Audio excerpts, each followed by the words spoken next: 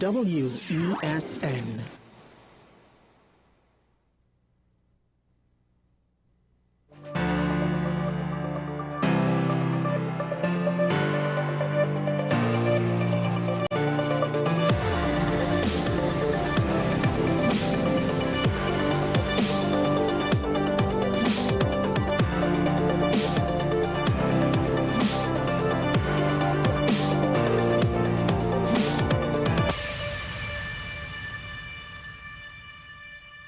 It's an interesting time, or maybe it's just business as usual. As more and more there seems to be a disconnect. Of course, this would be something that's somewhat obvious to say. Oh, those in power do not understand the struggles of the people on the ground. But the disconnect at some point seems to also be within the various areas that the politicians themselves should have somewhat of a handle on. Case in point, when the ferry service was giving the then new administration of the PNM under the then new Prime Minister, Dr. Keith Rowley, it seemed as though they were taken by surprise over what was going on with the ferry service and its troubles. A sentiment, a perspective, a narrative that annoyed me to no end because they were new, but they were not that new. And something like the ferry service, one would imagine, would be an important enough piece of the government's puzzle that it should not necessarily be ignored or overlooked. Now, in various areas, it seems as though there are many within the halls of power that don't necessarily even understand how this country is being run, while they themselves either claim to be running the country well or claim to be the better alternative to run the country and fix the problems that exist. Basic disconnects that would disqualify them in academia if they were to provide such lazy work, I would argue, at least in some cases.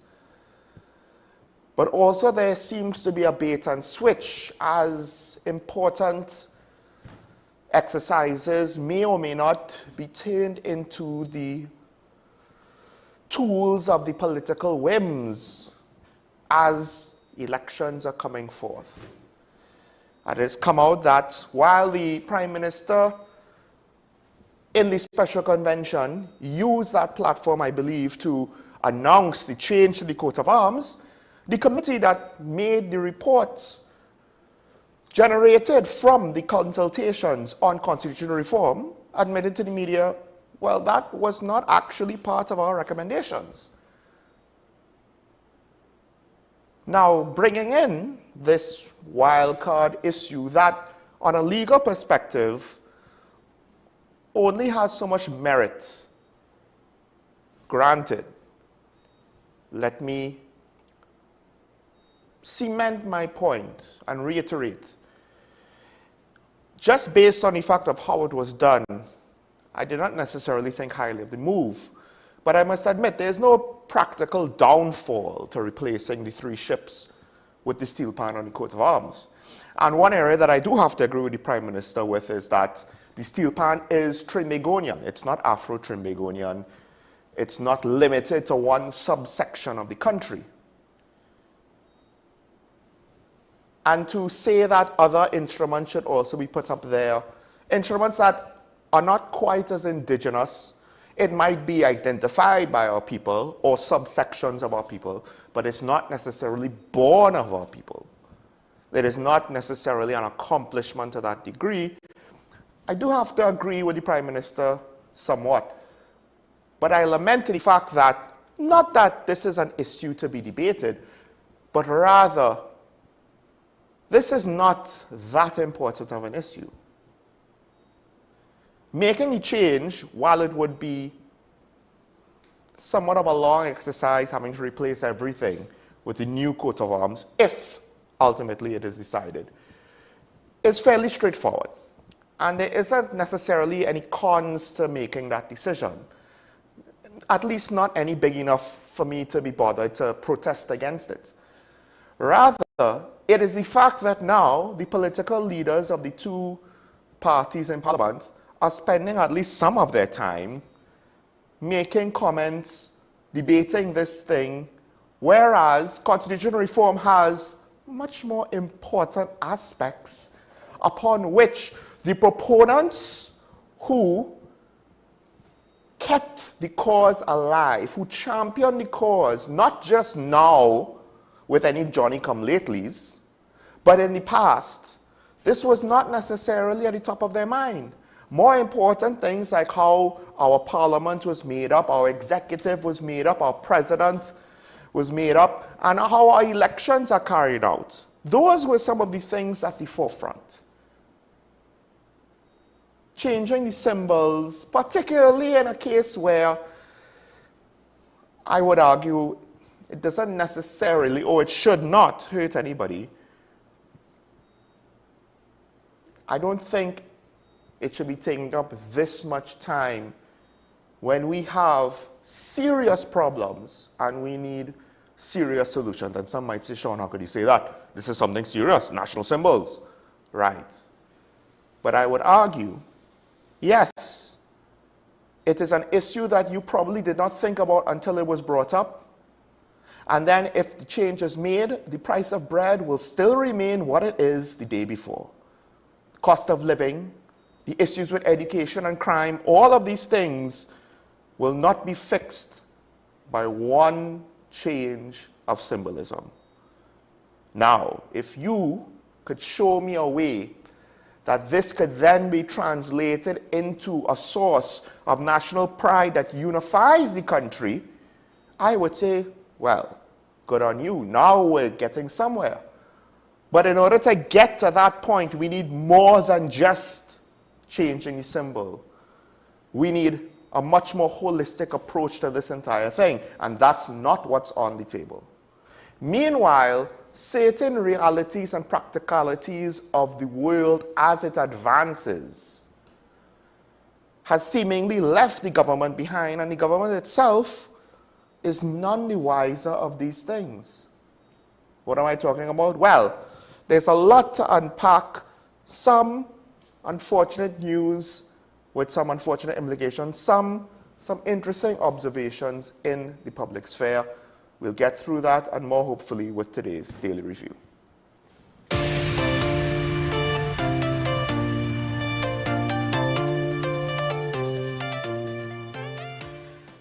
First story I want to get into, one that I find very unfortunate, and I'm not necessarily sure how to interpret this, but it has been reported that there was a fire. One headline says, mysterious fire in the engine room of the cargo ferry, the Cabo Star. This was done, I believe, while the ship was at port, so at least no one was endangered due to this occurrence.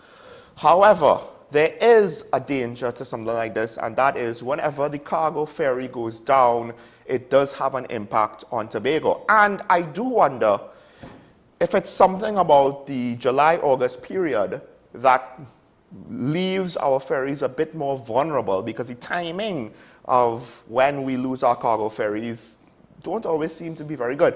Case in point, while we only have 10 more days of August to go, so there is a chance that there's enough stock on the island to maintain the demand for various products of the August vacationers.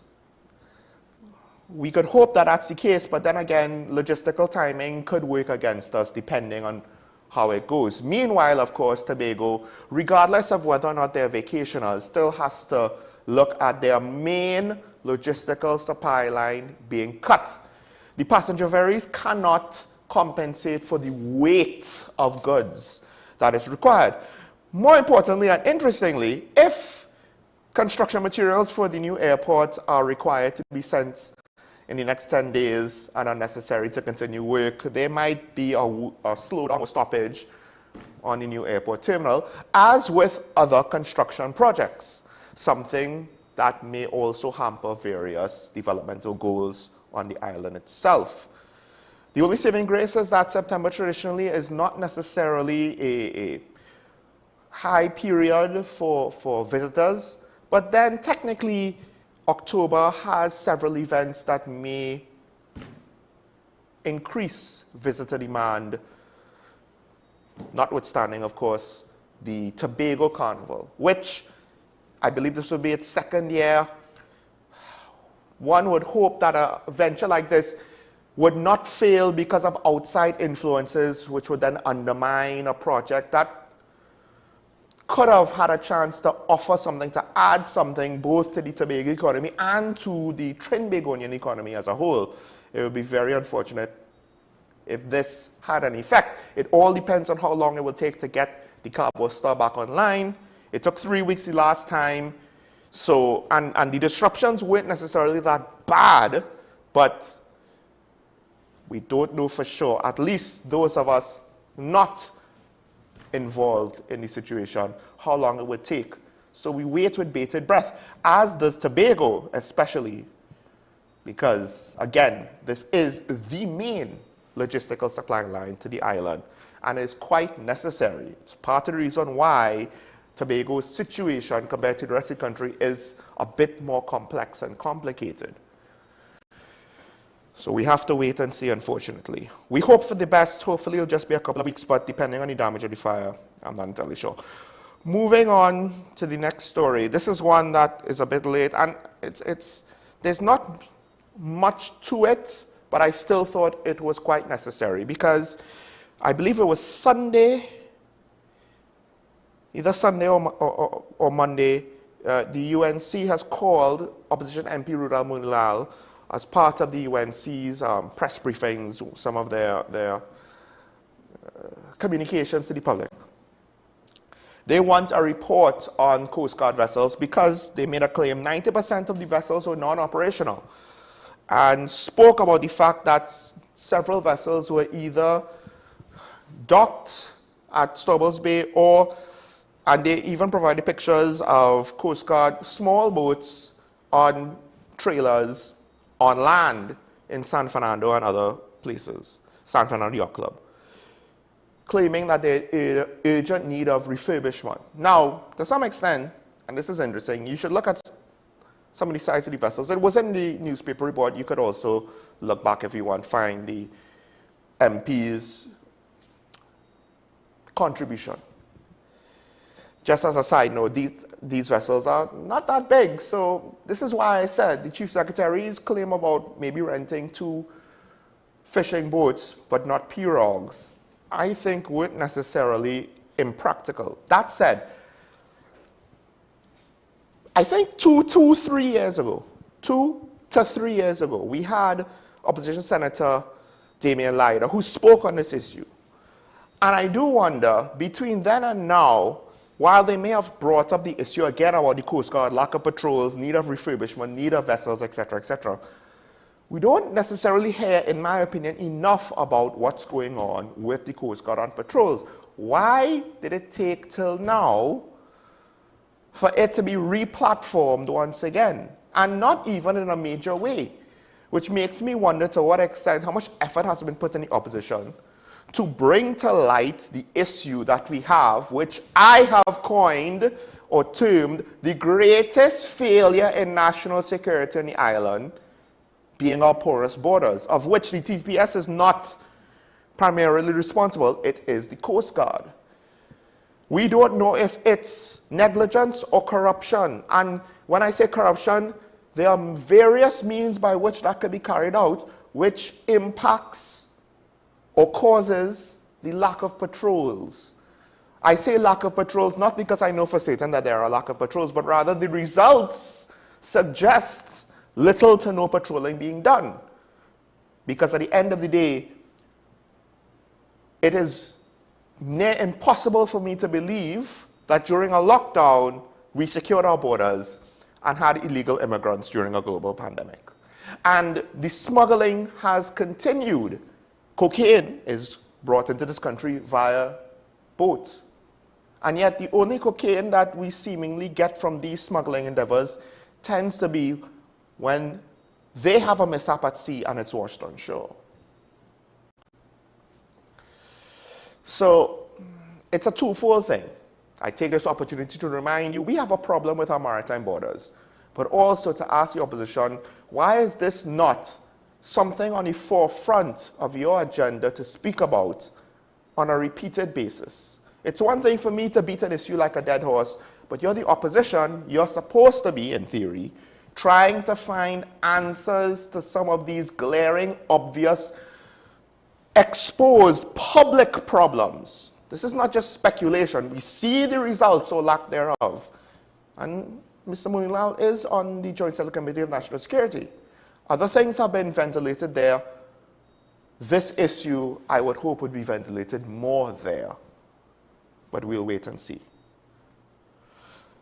Moving on to the next story, and this is very recent. Of course, CXC results are out, and the region is up for disappointment, and arguably, as is TNT.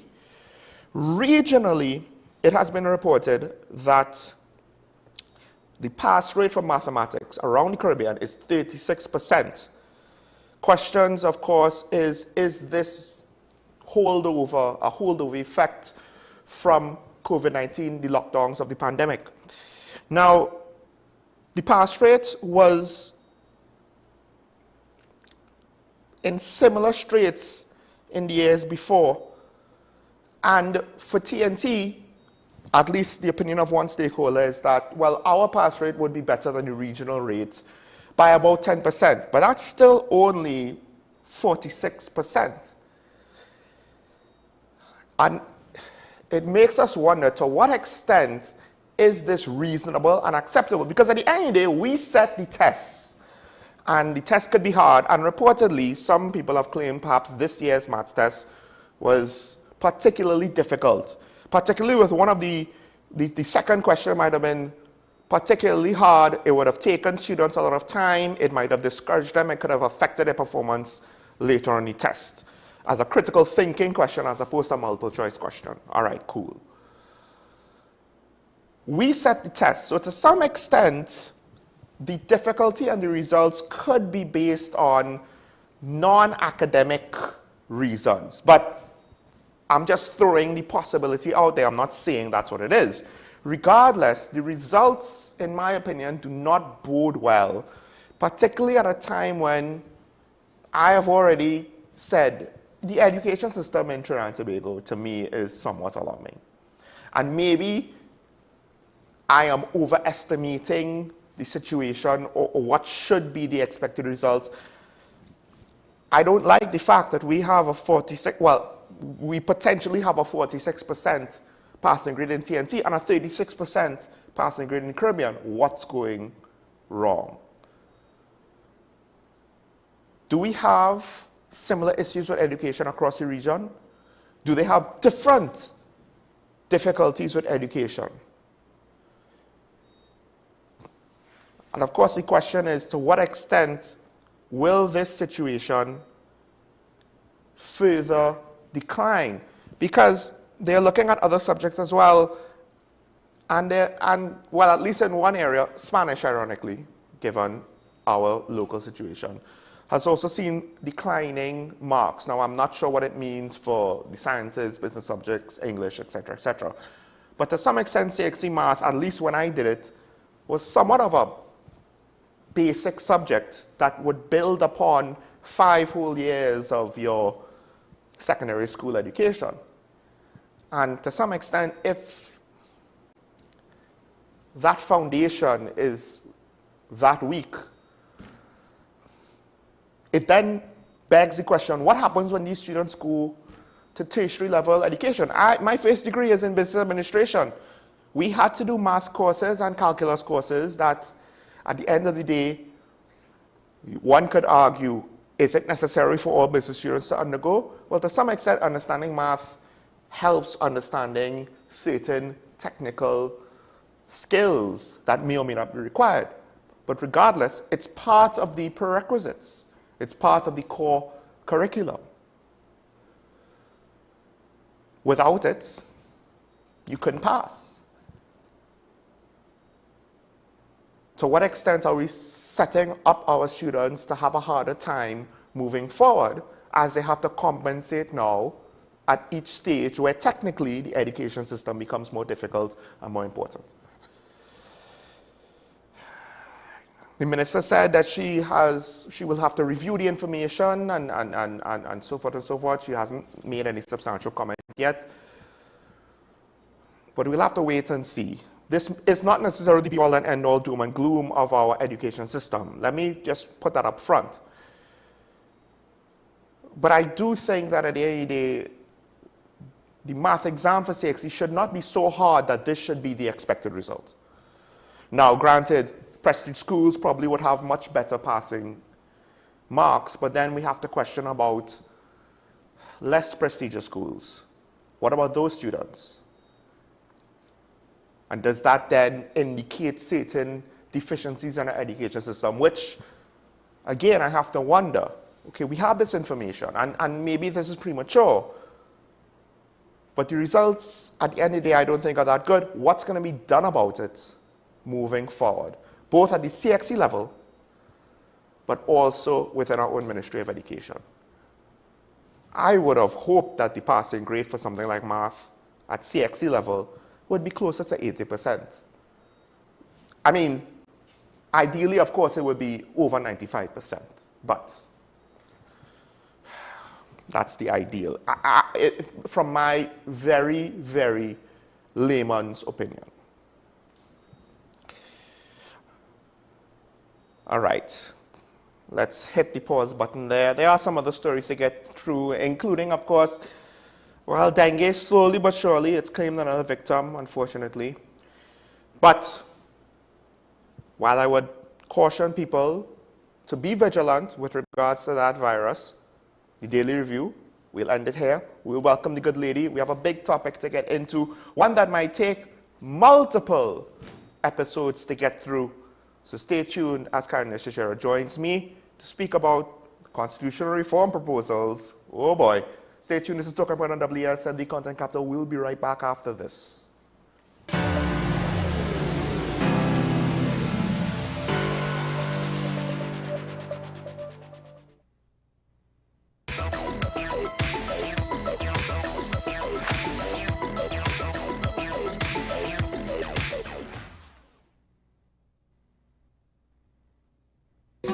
Take some time for yourself or spend some time with the family at Sandy Point Village Hotel.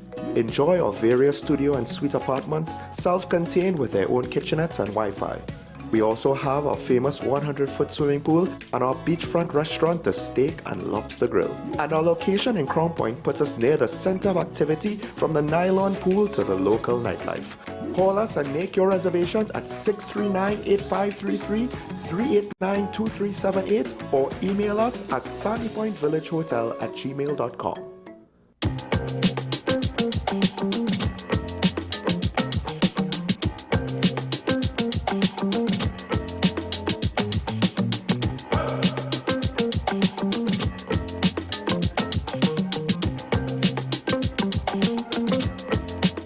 Transform your home with PCU Plus. From stylish furniture to the latest appliances, we have everything you need to create your perfect space. At PCU Plus, we offer fair prices and affordable financing options that are cheaper than hire purchase agreements. With convenient locations in San Fernando, Tobago, Arima, and our lifestyle showroom in Barataria, you're never far from the best deals. Visit PCU Plus today and discover why we're the top choice for quality furniture and appliances. PCU Plus. Quality you trust, prices you'll love. Visit one of our locations or find us online to start transforming your home today.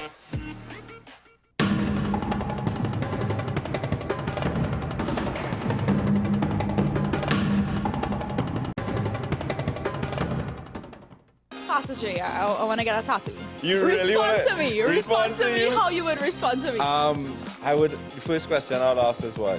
Controversial taboo topics. We get so consumed by church, we forget that we have to live the life of being a Christian outside of the Sunday. Like you say, services, yeah. we think going to a service makes us a Christian. Exactly. Yeah. Right. So here we are about to hear the second time Pastor J wanted to take a tattoo. Would have been late last year and early this year. Oh gosh. Hope Unfiltered podcast with Pastor J and Ren.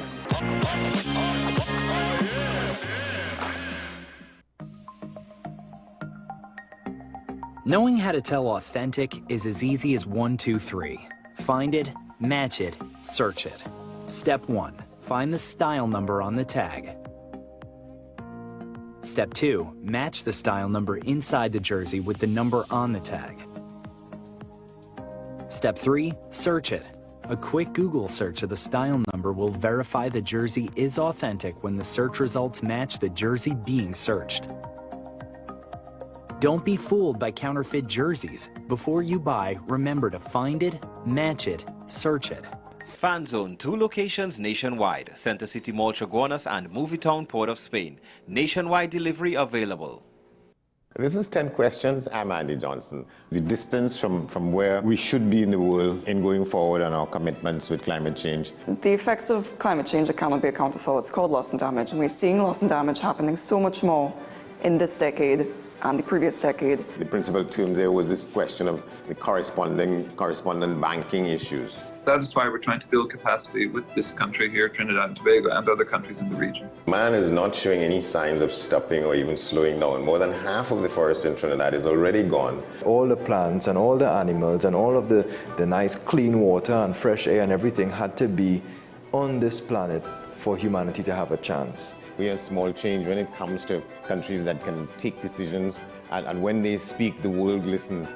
The General Assembly is a very democratic forum. And Trinidad and Tobago has the same vote as Canada, in spite of the obvious difference in size.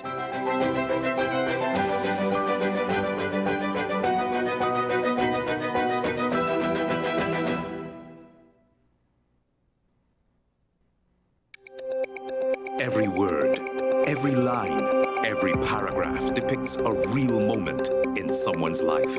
A father, a sister, a mother, a brother. We at Newsday are dedicated to you, the people, and through independent, unwavering journalism, strive to always bring your stories to life. Because your stories are more than just words.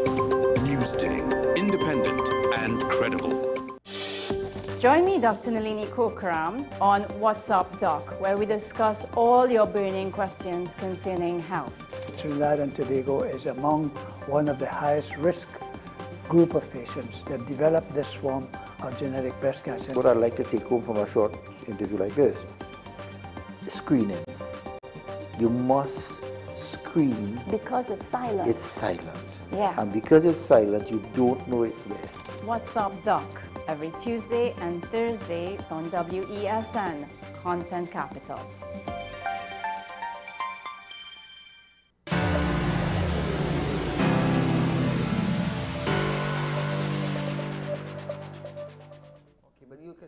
Welcome back to Talking Point, ladies and gentlemen. And we are still unpacking and trying to game plan with regards to how to present this.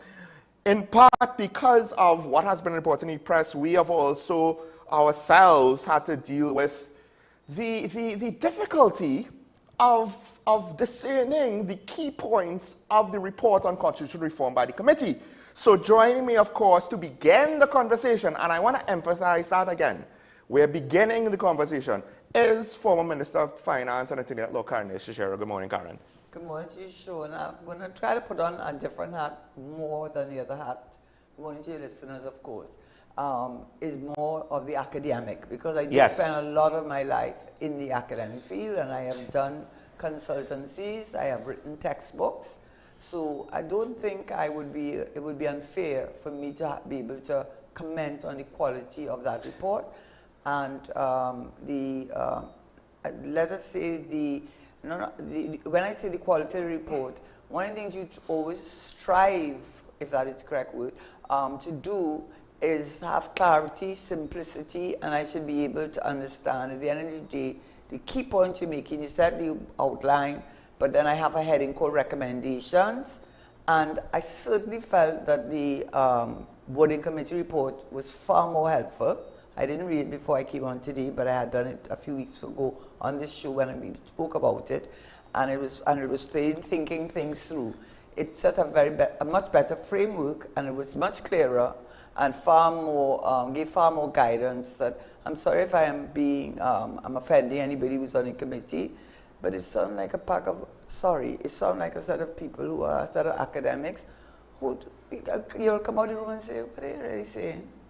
Well, and just for people to understand, because people might not fully appreciate why does it have to be written like an academic paper. An academic paper has certain basic standards to put forward a paper, to as Karen was speaking about, of clarity. Academic consult, right? anything that is of an academic nature can take different formats. When I write a textbook, that's academic. When I do a consultancy, that's academic. But it's always the objective. You don't want the person to come away from it reading one that you haven't done enough homework. You have not done enough homework that is relevant to the topic. And more importantly, I don't come away with a clear understanding of what you are recommending or what are your conclusions. When I can't come back from that, whatever you want to call that paper that you said you did, and if I could come away from that and say, I'm not really sure what they're telling me, it's only a little thing. Because it seems as though they I go to themselves... market, and I'm marking it hard. And if I was to mark that paper, it looked like they would... honestly, it came across. That was my first comment, and they could get to know, but I spent 24 years of my life in that field, writing textbooks, writing lectures, writing consultancies, maybe not on this, but also it's law. It could be dealing with law. So that is exactly down up my field, if you want to put it that way. And when I read the document that Sean, I asked him to send it to me. Truthfully, I did not get a chance to look at it in the kind of detail I'd like to. So I have to put a caveat in front of what I said. But I will say that when I came away from it, I really was not impressed with its clarity and its... But that seems to be a common complaint. The public doesn't, by some members in the media and some contributors, columnists, analysts, it's almost as though reading through it, because Karen was asking me, okay, well, what were the recommendations as we were talking yesterday? And I couldn't necessarily find them within the course of a half-an-hour conversation. That's true. Easily. You would have to read through, and then it seemed as though they were non-committal to some respects. Very well. It was as though they were trying to creep towards something, as opposed to saying, well, this is what your recommendations are, which is kind of strange because you took consultations. This is not just about your opinion per se, or at least I would imagine that's not what it should completely be. You know, I think what it was supposed to be, so let's be fair, you know what, I think, and yes, the coat of arms was not a recommendation, so we don't even have time to talk about that topic by itself. And I knew that Sean said he mentioned it before I came on. What I think is that the fact that you're getting, and I didn't even know that Sean just said that to me, but I was looking at it, you know, as an academic, which I still am. I have to go into different things, but I still am, and I could still read something, and I could still come to a conclusion, and I said to myself, you know, like what happened? They do have to consult, and they did say they consult, because you can't come and sit down and write a paper or just your views. You can say that you did have several consultations with several different groups of all business sector, private sector, the man in the street sector. You can say, and you did say that, and you can say that these are some of the things that they would have said. But at the end of the day, you have to tell us what your recommendation. It doesn't mean the government has to follow it, but coming out of that consultation, and I suppose they chose not the man in the street to do it, but they chose specific people who they assumed would have a good understanding of matters constitutional, so that they would at the end of the day say, we've heard all what you've said, we have taken all of what you have into account, we are seeing the odd things, but these are our recommendations that we would put the government. And that should have been a headache on its own after doing that. And that would have helped clarity. Now, hopefully, apparently, they may look to publish other media, maybe have summaries or points, maybe have videos or so forth. But I'm not sure. I'm hoping that they publish more on it with regards so that we could actually get something more succinct, because the general public is even less inclined to go through the 200-page document. And that's exactly the whole thing about it. KISS. When you, I am speaking here as an academic. Keep it simple, sweet. I am speaking here as an academic. Oh, the last S stands for something. No, but that's how I knew it from. Okay, so, okay. You know, I don't know it otherwise. Now you're in now putting thoughts in my mind. But what I do know is the job of anybody who is in the academic field, regardless of the area in which you are, your area of expertise is, whatever you write, you're on the books that survive in textbooks in law, the books that we still have, the Tristrams and Coots and the Parry and the books that survive through 3 and 4 and 5 and 6 iterations when the original authors have passed away, and then you get 2nd and 3rd and 4th editions of those books, right? By the way, my book had a 2nd edition, and I've never met a student who hasn't told me they haven't used my probate book. And I know why, because I did that, KISS. So I know, and I spend my life lecturing, so I feel like I could talk about it. I think I have a thing to talk about it. So moving on to the actual report. Yes, because I don't want to... You know why? Because I'm so upset about it. I don't fault you, because... You know, as an academic... Okay, but let us get to the point. Yes. Okay, so having vented, what I asked Sean to do for me, please, was to look at the original preamble, but except I think they changed it in 1976 to "We the People." But I think essentially what the preamble intends to do in any legislation, and then you could get more specific with specific provisions, is to tell you what this legislation is about, what is intended to achieve, and why we are passing it. Of course, we know that the Constitution is our supreme law. In other words, if there is a law that would give you relief that's of a law, I shouldn't say law, but in other words, you can only turn to the Constitution where there is no other domestic law to which you could refer that could not give you the legal relief or legal response. So a Constitution is your highest law. So that's what we're dealing with the Constitution. So one of the things, like in anything, is you have to have a starting point. So the starting point, and even looking at the Constitution, we already decided it's a lot to unpack, so we will probably deal with only about 4 areas this morning. And one of the areas, I just chose out the ones that were, some of which would be more simpler to deal with. The election of the president, the fixed term argument, the issue of the referendum, the 2 terms for a prime minister, and the CCJ versus the Privy Council. So those are the ones, a proportional representation. Actually, that was at the top of my list, proportional representation. So I see how many is about 6, and there's no way we're going to get through it. But that's not all of the No, but those are really important ones, because let us look at what, and I asked, the preamble is long, and so of course, Sean is not going to read it all out, but it's just going to tell you, well, when the committee, who probably not very happy with me, have more friends out there now, they're not happy with me. I think the starting point is, they probably did do that, looked at, well, what is the preamble? What is it telling us the country is supposed to achieve? And have we, in making recommendations, they didn't even have a heading called recommendations as far as I can recall. What should you do? What does it say? So I'll try to summarize, but we'll start off. There are 5 paragraphs. Right, a lot. The first one starts, whereas the people of Trinidad and Tobago have affirmed that the nation of Trinidad and Tobago is founded upon principles that acknowledge the supremacy of God, faith in fundamental human rights and freedoms, the position of family in a society of free men and free institutions, the dignity of the human person, and the equal and inalienable rights with which all members of the human family are endowed by their Creator. And then the next paragraph goes... Is this about economic equality? Right. Then the next paragraph goes to respects of the principle of social justice. Right. Therefore, believe that the operation of the economic system should result in the material resources of the community being so distributed as to subserve the common good, that there should be adequate means of livelihood for all, that labor should not be exploited or forced by economic necessity to operate in inhumane conditions, but that there should be opportunity for advancement on the basis of recognition of merit, ability, and integrity. Okay, so we could go on and on, but you got the idea, right? Yes. So if you have given that as your guidepost or your signpost, so to speak, then you've done your consultation with the business community, experts, etc. But we called you to do this because you are going to be the final expert to give your recommendations. So let's start with one of these. And as I said, I didn't see a heading called recommendations.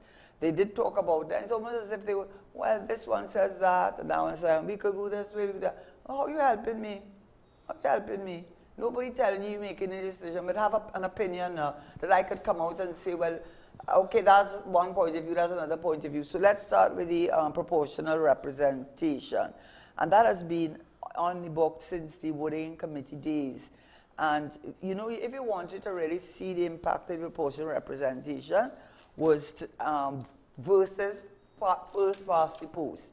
So if you want to see the effect, is to have looked at the local government elections. If you looked at the map of Trinidad, nearly the whole map was yellow. Now, I'm saying that because I'm saying that proportional representation, the whole concept that informed proportional representation is that it ensures that, that no vote is wasted, or if I vote, no vote is wasted, but it is intended to ensure overall that the public, all the members of the public, whatever political party they support, ensure that their views are taken into account. And where will that be? It will be in our highest, our parliament, where the legislation is made. I also went and looked up countries that had proportional representation. Sean, if you looked it up, you'll find nearly every country has a version of proportional representation. It's amazing. It might not be full, but they have some. There's a lot of them have proportional representation. Right. Now, the proportional representation can take different formats. It can, as opposed to first past the post. And I said one of the weaknesses about first past the post, which I think happened twice to Trinidad, is that you can win more constituencies than the other party, but when we go to count the votes, the other party has more votes than you. So if you had to say, I could vote, it would mean that that party who lost would had more people supporting them than the party that is forming the government because of the lack of this first past the post. Meaning that once you go up in a constituency with your party rep and they get the majority of the votes in that constituency, well then that's the end of it. But a lot of times, many people do not vote for a number of reasons. And now, if you speak to a man on the street, a lot of people say they're not voting because they don't see the point. But we hope they will change their point of view. Right, because then if you just think, I'm in a stronghold, my vote doesn't matter, that's essentially what happens. In my area, it's a PNM stronghold, so if there's anybody that doesn't want to support the PNM, they just feel that their vote doesn't matter. Or they miss, or more what you're hearing of, why am I worrying to vote for? Because I'm so disenchanted with both of them that I'm not putting my vote. But the options which a lot of these countries use, and if you looked it up, I was shocked. It's like nearly the number of countries I said, which countries use a form of proportional representation? And one, they have different forms, but one is called the party list system. And I think what it does is that you will have a party, support party A, but there might be 5 candidates who are vying to represent party A in constituencies, in a particular constituency. And what you're allowed either on the party listing, either to say, if I had to choose, I would want this candidate, number 1. Wow. Second candidate, number 2. Third candidate, number 3. So you're actually This is all from the same party? Yes, for the same party. So if you go for your party, they'll actually give you the list of the candidates that you have. And there's a process before to determine whether you could be your candidate. So in doing so, because there's a weight, the person I vote as number 3, he might overall get the most amount of points. Yes, because so they have 3, and you can't become a candidate unless there's certain requirements. Right. So once you've made it and then you're registered with the equivalent of the EBC, if you're going up for party A, since when they added up the party list votes, they saw you, Sean, surprisingly got the number 1 among the votes. For that constituency, when they're voting, they will put their X next to your name. So when it comes to the end of the day, they have to decide who will represent that particular constituency. Your name will come up at the top, so that you will come up at the top. But it's not only that. I think what they did is the way in which they share The other, I try to write it down. The votes are not just a one, but a list.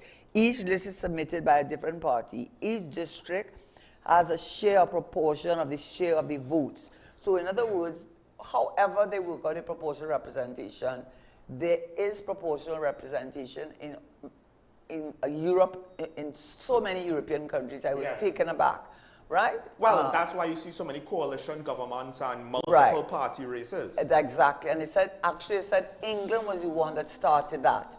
They said England is the one that started the proportional representation per se, the list, they call it the party list. It could be a closed one, it could be an open one, but I am not going into all of that. What I'm trying to say is that clearly the people of Trinidad and Tobago are saying that we have, and even their statistical data that they provided at the beginning, talking about the ethnic makeup since I think 1980 as opposed to more recently, as well as the age. They looked at age.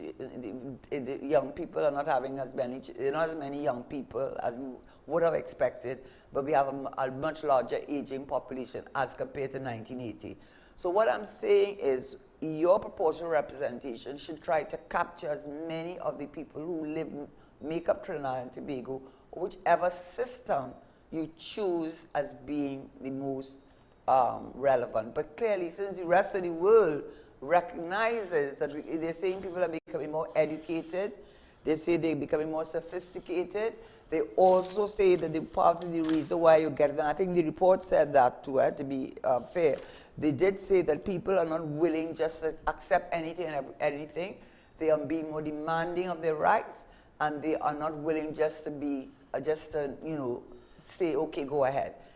So that the proportional representation clearly is something that Wooding recommended, the Ayatollah recommended, and I think this is something that's a big on the ticket list. I'm not sure what, they gave you the options, but I'm not sure what their recommendation is. So for proportional recommendation? Yes. So their recommendation is? They use the word recommendation. Don't tell me, say what they tell me. They give me the choices, but you have to tell me. Yeah, well, they use affirmative language, so I believe this is a recommendation.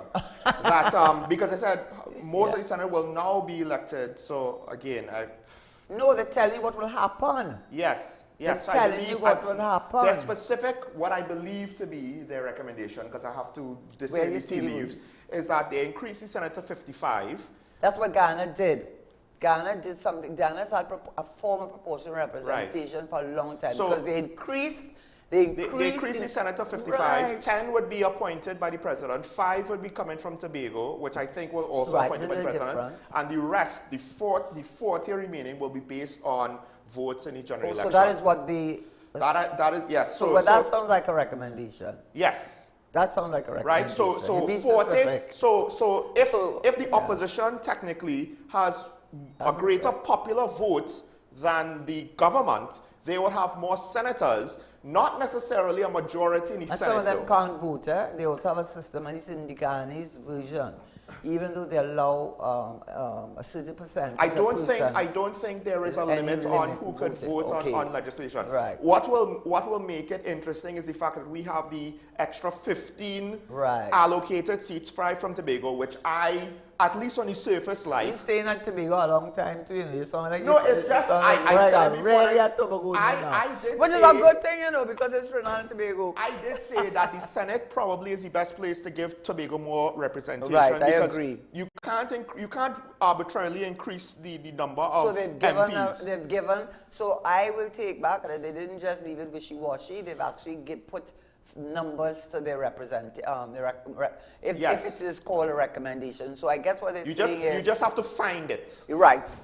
And if they're saying, if we're going that way, this is what we would recommend. Now, what do you think about that, though? Because... I think it should have proportional representation. No, but do you think that's a good first step? Do you think that's enough? I'll tell you something.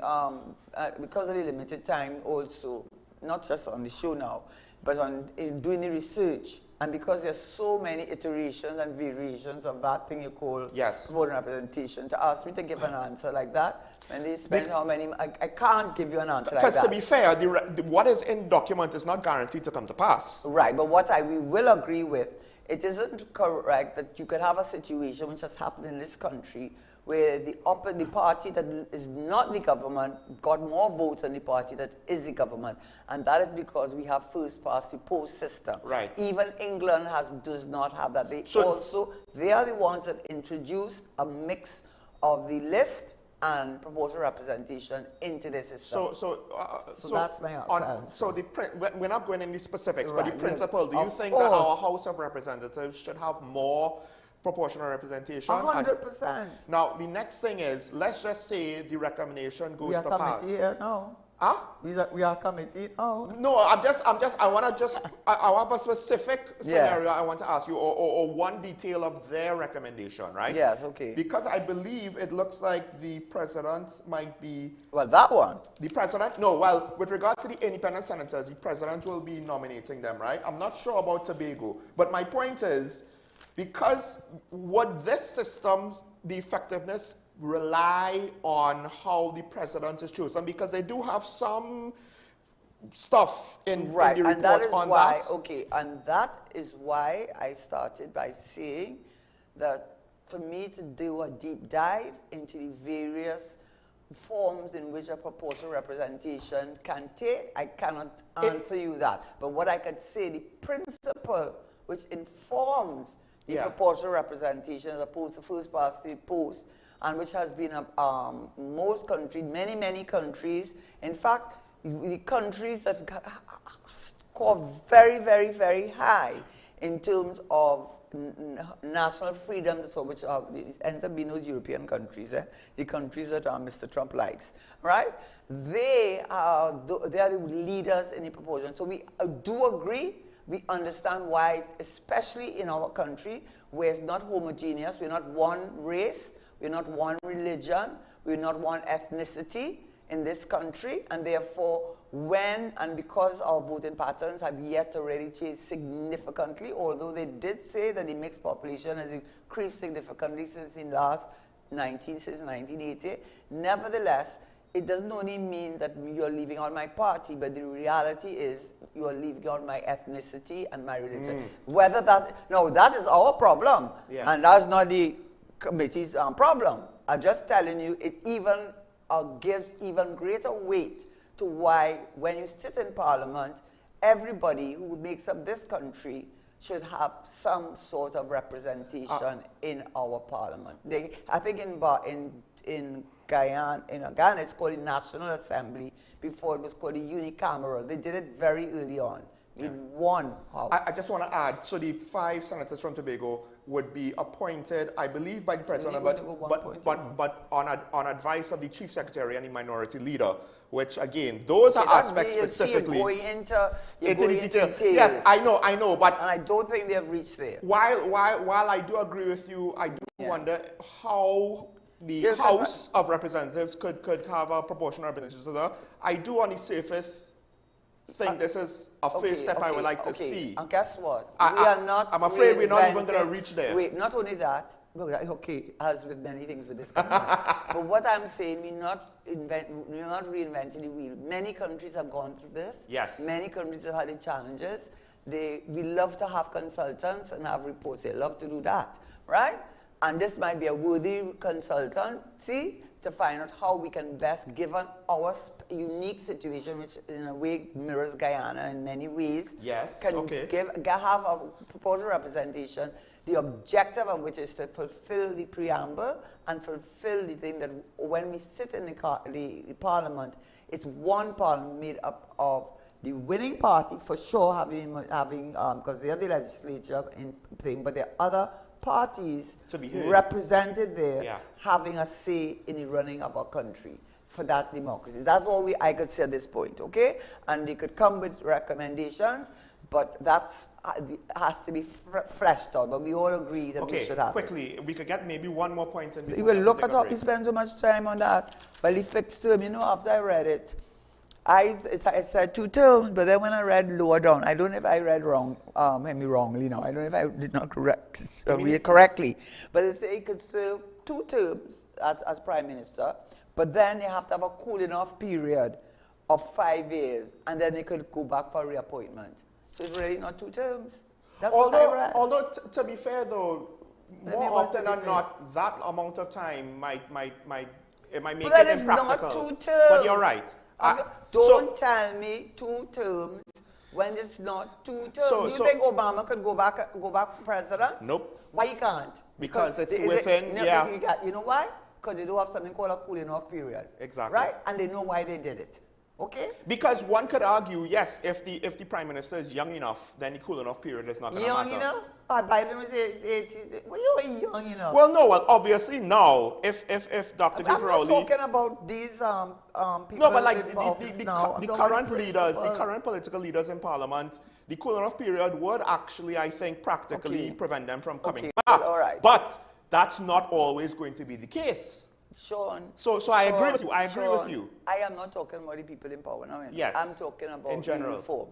And you do not know what lies ahead. You have to be very careful with legislation, you know, because that same legislation that you could be gung-ho about is the same legislation. Look, seem to be going off the point. Well, this part I agree with you. It seems as though they kind of want to appease but not commit. Right. Can I give you an example of why just not make it about who's there now? Yeah. Okay. And it's not about. America does not have that. And whichever country has a fixed term, and they're serious about democracy, there's no cooling off period of 5 years you can come back again. Okay? Right. And to give you an example, why I have to be careful about making things is the third point we're going to do very, very quickly, and then we'll have to end. And we've talked about it before, so I don't have to go on and on about it, is Privy Council versus CCG. One of the things I know that persons are concerned about the Privy Council versus us. First of all, there are 4 countries that are the CCG, Caribbean Court of Justice, their final appellate court. That is Barbados. Belize only had 5 years. They had a transition. So after 5 years, we're going to the CCG. So they did a transition. Dominica, Barbados,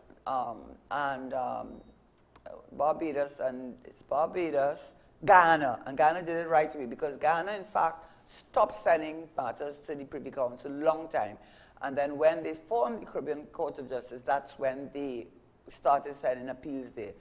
And the concerns I know people will have is because they figure the community is a small Caribbean community, everybody have family and friends or something in other islands, and they're afraid that the government can use their power to pressure the judges. Well, first of all, there are requirements for the judges, and you could even have Commonwealth judges, and when I say judges who come from countries that could be from even Europe, but have the same common law as Trinidad. And we did have one from a country that is not, is a European, or is non-Caribbean. But the greatest protection is the trust fund. All the countries that signed up for the CCJ, the CARICOM, they set up through this, I think Caribbean Development Bank was the, negotiator or facilitator, a trust fund. They don't administer the trust fund. They set up a trust fund, and the trust fund is $100 million US. That's a lot of money. And they invest it, and they have a group of trustees who have to report annually on it, how they've invested it. The reason for that is that no judge has to be concerned that if he doesn't do what they want, that he can lose his job, lose his salary or whatever. Right. They have given them that financial independence with a trust fund, and it is not administered by any government official. I've seen some of the people who have been on it, and I have the highest regard. So the fear of the real fear of the Caribbean Court of Justice, I think, is sometimes when you read judgments that overturn decisions from the Court of Appeal that deal with government or public bodies. And that is where the fear, I think, has a lot to do with it. That is, yes. Right? So hope, I'm going to mention hope now, because I think it's a very good suggestion. They said, well, if people have that fear, and it's understandable, perhaps what we can do for the first 5 years, only send matters that are of a constitutional or public law matter to the CCJ, not to the High Court, not to our court. We send it straight to them, and then the appeal will be to the Privy Council. Oh. And if you and as a test, and if at the end of, let's say, 5 years, you feel that the decisions of the CCJ and the Privy Council and the reasoning, that's, as I was told by a very esteemed lawyer, he said it's not only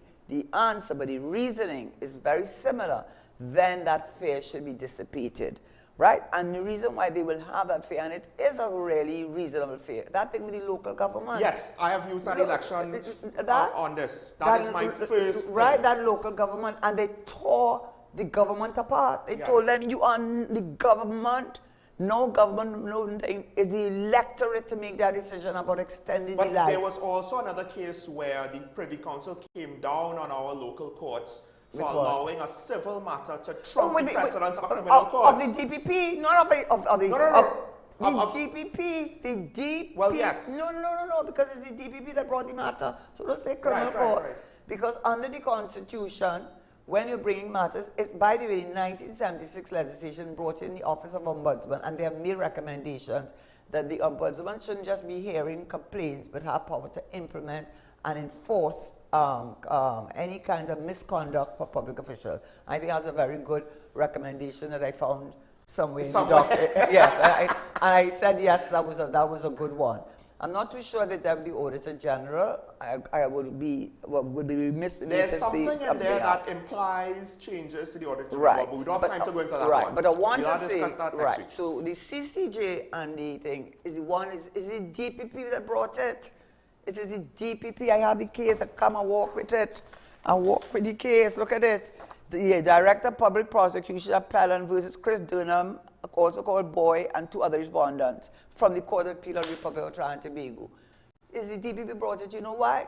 Because the matters it was a murder case, and the matter was proceeding in the criminal courts. I dealt with it before, but the bottom line was, the point is that they went to the civil courts and asked the civil courts for judicial review of the decision of the DPP, who is constitutionally protected under because the only in 1976 was the office created and given that sort of protection, right? And the Privy Council said, I'm just going to read the last part because they'll tell you why people are afraid. I'll tell you people, I don't mean any disrespect to any of the judges who sat on the panel, and in fact there was the dissenting judgment, one of the three, yes. Barrow, and they more or less agree with everything Justice Barrow had to say. And this is what they said. That's why people are afraid. This is the conclusion. It's only 2 paragraphs and I'm finished with it, right? This appeal arises.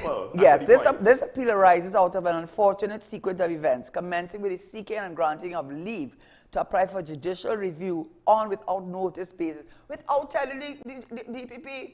So they heard it. Could you imagine you heard it ex parte? So he didn't even have a chance to challenge it when they gave permission. This is all. That is.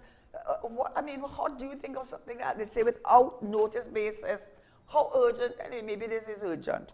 The board agrees with the decision of the minority, which was Justice Barrow, Justice of Appeal, and leave to apply for judicial review should not have been sought or granted at all, let alone in the absence of the DPP, meaning without notice to him, right? The criminal trial was due to restart within days and provided an adequate and effective remedy for this one. So this is the last part. That is why people are afraid. That is why people are afraid. If it were the Privy Council, this would not have happened. It is important for the courts to guard against the danger of unjustified collateral attacks on prosecutorial decisions. Do you hear what you talk about the DPP? Unjustified. You hear the word language? That is strong words, you know. As the authorities confirm, occasions when it is appropriate to judicially review a prosecutorial decision, whether to continue to prosecute, are extremely rare, which is what Justice Barrow said. In the present case, there was unwarranted interference by a civil court of concurrent jurisdiction, meaning of equal jurisdiction, with ongoing proceedings in a criminal court. You hear what the Privy Council had to say? And this judgment was just April of this year. And so that is why people are afraid. This might be piling on, but our very own Chief Justice was part of the majority opinion on that, which was. But I wasn't going to say that to him. I said it. But I never said it. Huh? You didn't say it. I said it. Right. Just to say. Right. So supposedly, that is the reason why people are afraid to go to the CCJ. But I just gave you reasoning from home, which I thought was an excellent reasoning. That's a good idea. I never thought about that. Because I think... Because you didn't think about it. No, because I think it's unique. Idea. It's unique, and more importantly, it's not that we're afraid of the CCJ. It's just that I am afraid of the status quo being changed and the risk of that. And he's only saying, wait, the 5-year period is for matters involving government or state or enterprise, because that's the fair people. Like the local government election situation, like the DPP. Right, exactly. Okay, and I think that's a good reason, but I don't know if they have talked about it in their report. All right, folks, we have to take a break because we need to take a break. We don't want to have too much time on the show. Then we come back, we'll open up the phone lines. Stay tuned. This is Dr. Mona WESN Content Capital Show. Michael Small, Karen Cheryl. We'll be right back after this.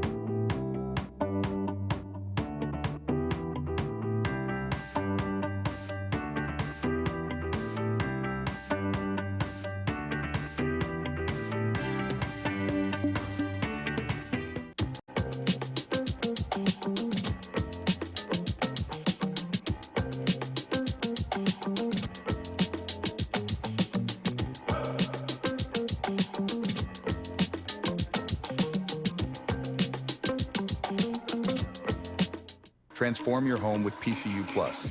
From stylish furniture to the latest appliances, we have everything you need to create your perfect space. At PCU Plus, we offer fair prices and affordable financing options that are cheaper than hire purchase agreements.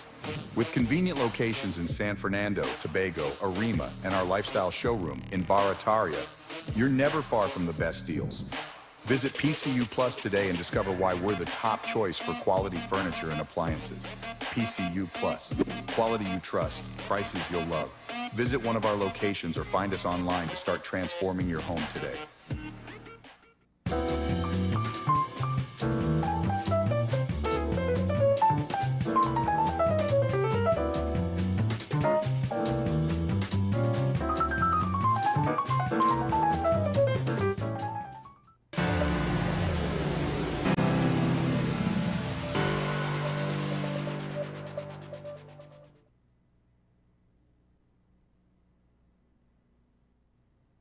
Mr. Shara, we open up the phone lines. We barely scratched the surface of what we intended to speak about. True.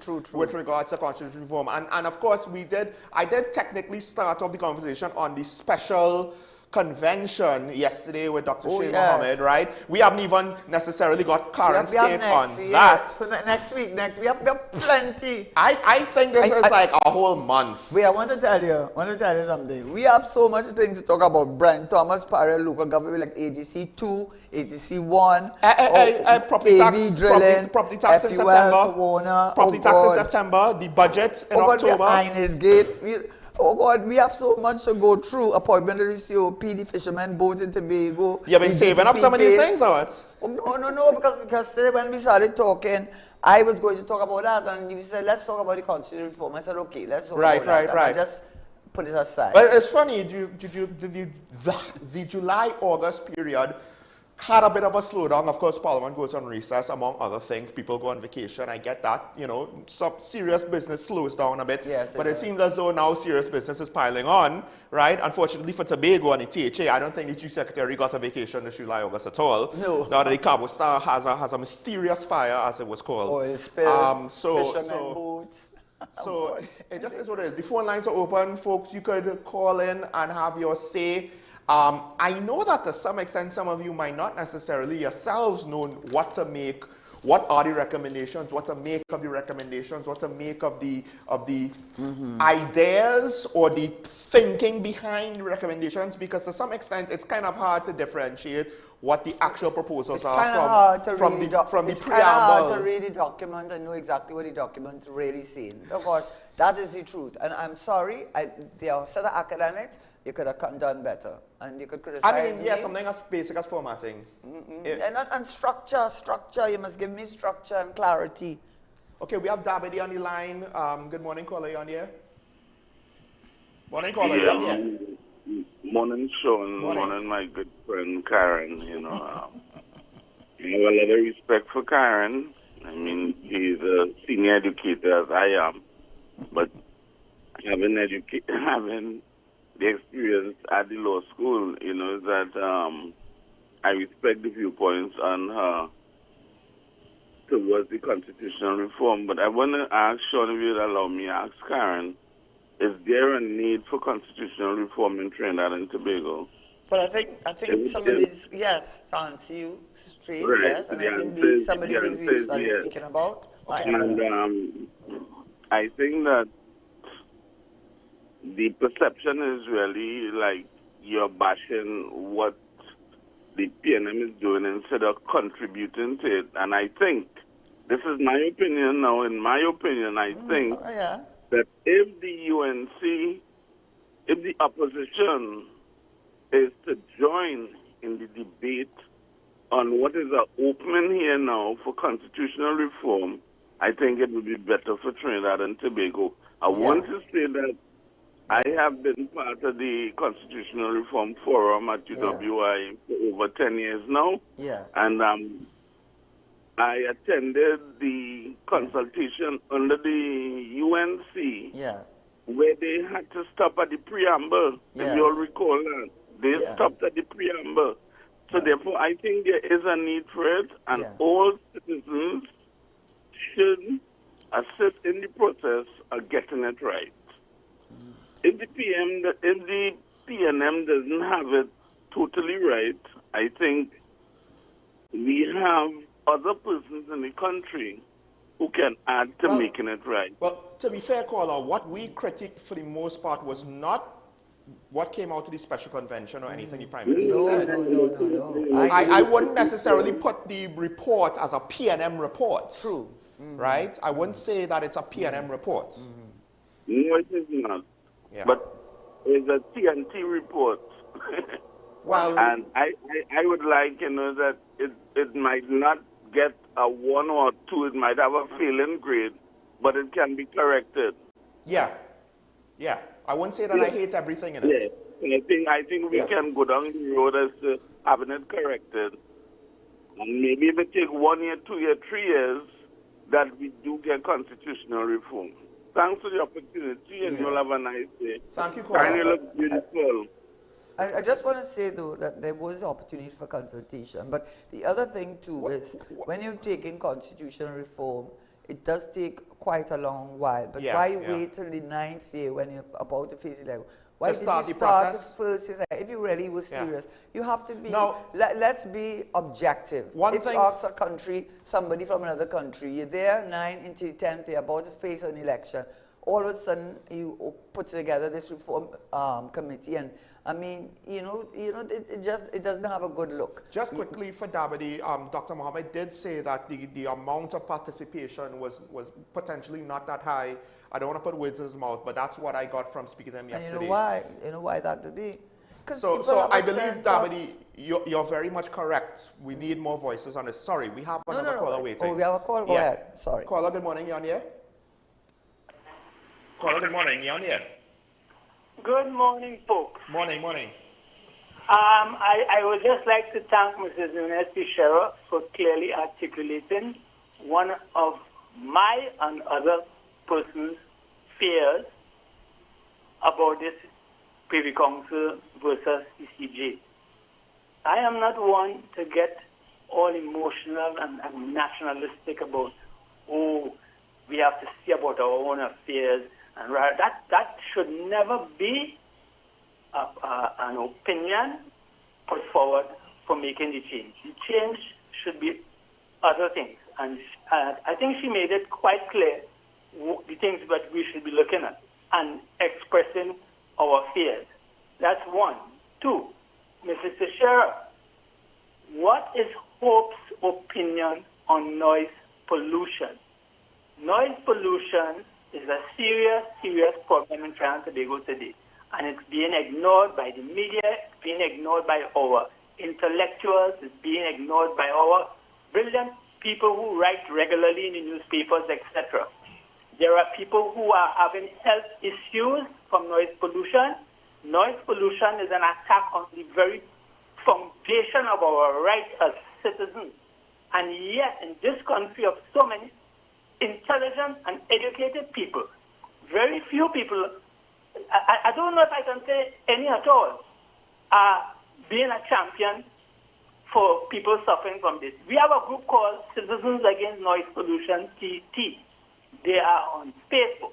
Anyone can go in there and look and see the amount of suffering that's going on in this country from noise, and yet it's being ignored. What is Hope's position on noise pollution? Thank you. Yeah, but I first of all, it would be incorrect of me or inappropriate of me to say that I'm speaking on behalf of Hope, since I did not consult, and that's with the leadership. But it's obvious, as with most of the issues we have, it's not just and noise pollution is really a big thing, is a big issue, because I live in a part where you would consider it, it's in the, what do you call, suburb, but I am subjected, and you feel like you're going crazy when you have to be closing in your windows, your car yourself. It's the problem in Trinidad with everything, implementation. That's why your rivers, part of the reason why our rivers are in the conditions they are. That's the reason why we don't have a National Statistical Institute. That's why we don't have a Tuco Port. That's why we don't have a Revenue Authority. That is why we don't have so many things. It's the political will to implement. And that is the, that is without further, that is, I would give you the answer, political will and the implementation of the law, because if the law is there, it's for you to implement it. Caller, I also have something to add, but we do have Trinity waiting, so we'll take the call first. Good morning, caller. You on the air? I'm not getting up, you know. Hello, morning. Caller, morning. Yeah, calling from Trinity. Can you hear me clearly? I can hear you, yes. You can hear me? Yeah, but you right. just Good morning, Sean. To my ears, because it slipped out and I can't put it back in. Oh, gosh. All right, caller. Go ahead, caller. All right, good morning, Sean. Good morning to your guest, Mrs. Nunez Teixeira. My submissions are simple. Someone said, and I think they were quoting Eric Williams, I'm not too sure, proportional representation is like a dagger thrusted at the heart of the PNM. And through the years, all the political activists within the PNM has been repeating that. I don't know who authored that phrase, but it came through the ranks of the PNM.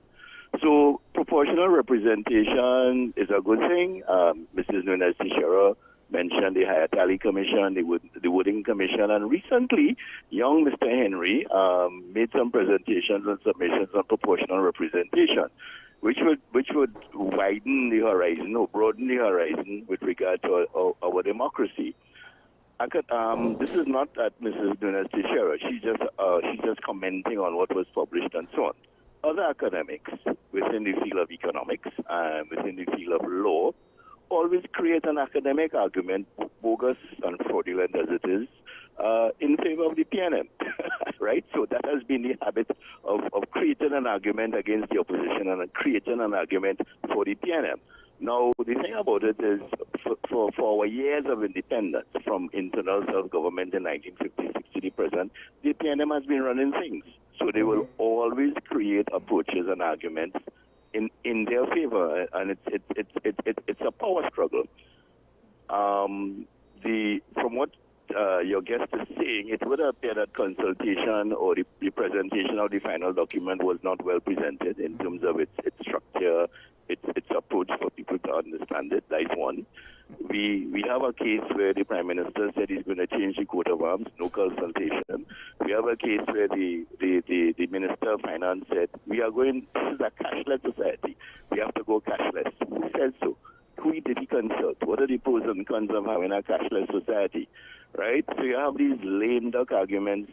You have proposals without proper arguments, without proper representation of the facts, etc. And I want to publicly chastise the academics. This is not with Mrs. Nunes Disher. She's a guest making a presentation, and I value that. I want to chastise the others outside of her field and within her field who always create an argument, a well-sounding academic argument in favor of the TNM, and at the end of the day, it ends up being bogus, and that is intellectual dishonesty. So we have to be honest in terms of our submissions, our opinions, our representation. That's all, and have a good day, son. I just want to tell you this in all fairness again to the committee, yeah? Because a point that you're making, which is a strong point about you saying it's a dagger for the, in other words, the PNM, because you did call the party and said they would never favor proportional representation. I gathered, I took that from what you said, because if they were to do that, it would mean that they would lose their voting power. And that's all what is, I'm telling you, I'm being in politics. Believe you me, for 90% of them who there, is about power. Okay? So why I'm saying I want to just put on the table, because they did put it in the report. They looked at the age and ethnic composition of Trinidad. So if the proportional representation argument is being used, which is that if you use proportional representation approach, it more than likely, since we voted along ethnic lines still to a large extent, it would mean that more than likely the PNM would lose its position, and that's why they don't support it. Well, in 2011, the population of Afro-Trinidadians, I'm taking it from their report, was 40.8. In Indo-Trinidadians, 40.7, and in mix was 16.3. In 2011, I know that it's a long time ago, 13 years ago, so it's even more so now. East Indian is 35.4, African is 34.2, so they passed it, but that's not the big one. The big one is the mix is 22.8, and that's going back to 2011. So I can't really, but I do still think they use proportional representation. They don't use it because they like the fixed party post, because it's a greater chance of getting power by using that. It works for them. It works for them, and they will continue to work for them. And that's one of the things that the special convention rejected. So Well, as a of course they're party, going to they do that, rejected but it. it is. Here's the thing, Karen. But they have I to. would like to know how the If you membership, don't, Karen, how you lose can your tell me membership? that all of the membership of the PNM read that report and understand it top They to did bottom? not read it, but what they understood is the job that they have. They might lose it tomorrow, the contract they have, they may lose the contract, and they might fall out with the people who matter, and they better toe the line. And that's Trinidad alone. I mean, that's it in a nutshell. We have word. Shagonas on the line. Good morning, caller. You're on here. Good morning. Morning. Ladies and gentlemen. Morning. The first point I would like to make is that when we're dealing with historic matters, like slavery and all these sorts, and it came up on this thing you promised to have on reparation, I hope you bring it up soon. Yes. Because a lot of things are being criticized today. Yeah. But at the time they occurred, they were perfectly legal, and slavery is one of these things. In fact, when slavery came up, it was a good thing, because before that, when you had two tribes and they had a little war, decide who win would kill out all the men and grab all the knives so on. That is somewhat true, yes. In So that society, when slavery comes, if I was on the losing side, I would want people to be made as slaves than to be killed. Yeah. Right? And on this thing with constitutional reform, I have mentioned we have a methodology for reviewing our laws. And it is a much better thing than this thing. Everybody put up a certain thing. A lot of them don't make sense. To criticize them would be very difficult. These things should be done one or the other. To give you an example, this thing about proportional representation. The two times I know they tried to introduce it, and was for political purposes to change the party, was with Williams, and somebody mentioned it already, where he said, and he was correct, and was in Guyana, when Chief Jagan was winning our election. And the British government at that time brought in for proportional representation to try and dislodge him. My problem with proportional representation is it produces weak government. And you have a lot of negotiations for power, not negotiations for the best solution. You must remember the thing about the bridge that went to nowhere. Those are the kind of consequences. Any questions? Yes, no questions. I would say that in any system, there's always going to be risk, and there are always going to be positives and negatives. But the negatives, in the context of our situation, far outweigh the positives. And clearly, other countries all over the world have seen the value of proportional representation.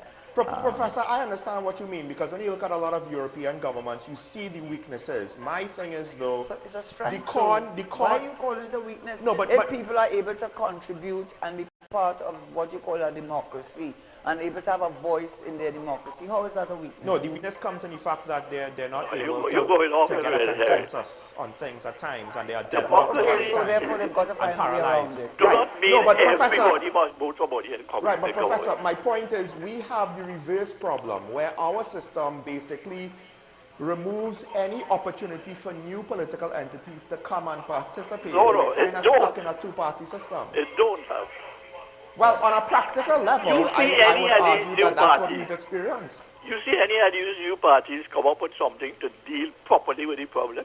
Look, you no, but technically speaking, the incumbent parties usually don't have good solutions themselves. Hope has one, and it's called the party list system, and I won't talk on it because, in fact, the leader of Hope had done a lot of research, and he looked at the New Zealand model, and there are two types of models that, and many countries in the world clearly see that there are alternatives to first past the post. We're running out of time, but Professor, I'll just say this. I don't disagree with your points. I just agree with Karen that I think our situation is different. Both sides. Yeah, maybe that's what it is. I'm very much a politician right now, right? To try to appease everybody.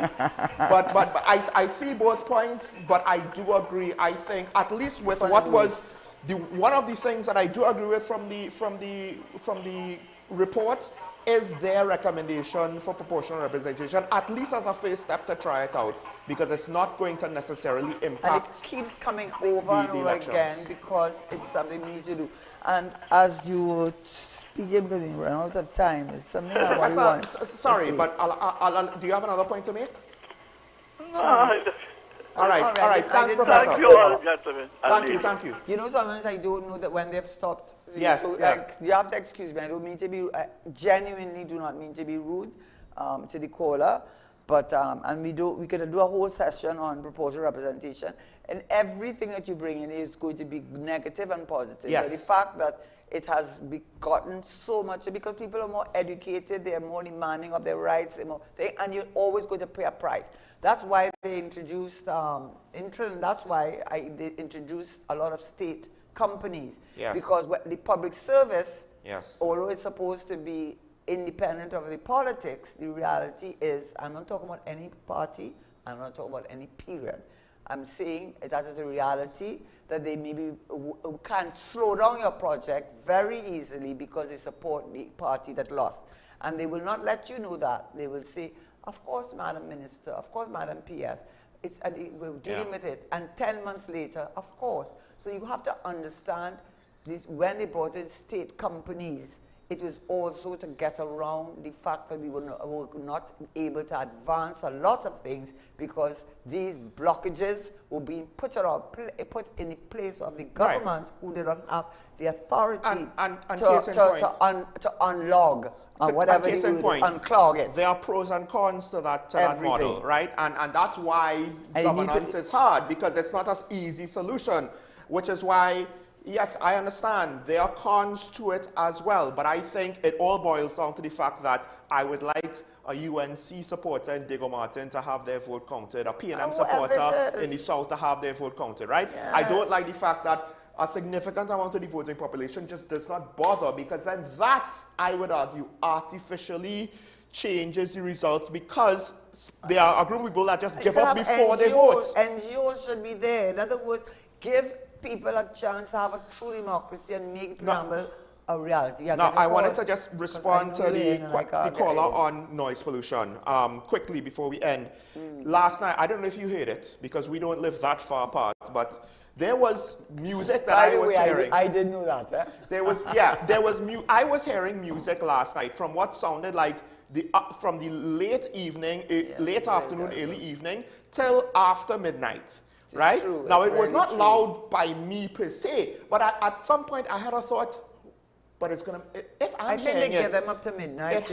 I think it went beyond midnight. I could be wrong. But that's where there's no but Karen, it's Tuesday. Yeah, what is going on? We are in the middle of a suburb. This is not the middle of Port of Spain. It's money. This is not even where. So my thing is, I'm confused because in my mind, I'm like, well, it might not be loud by me. It's bound to be loud by somebody.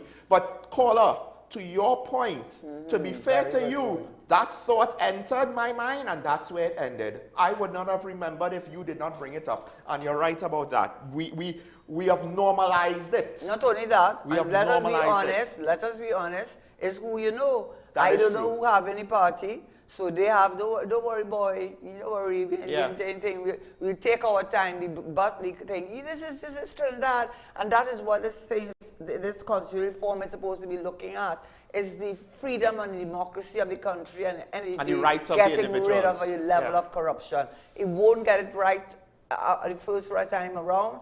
It will take time.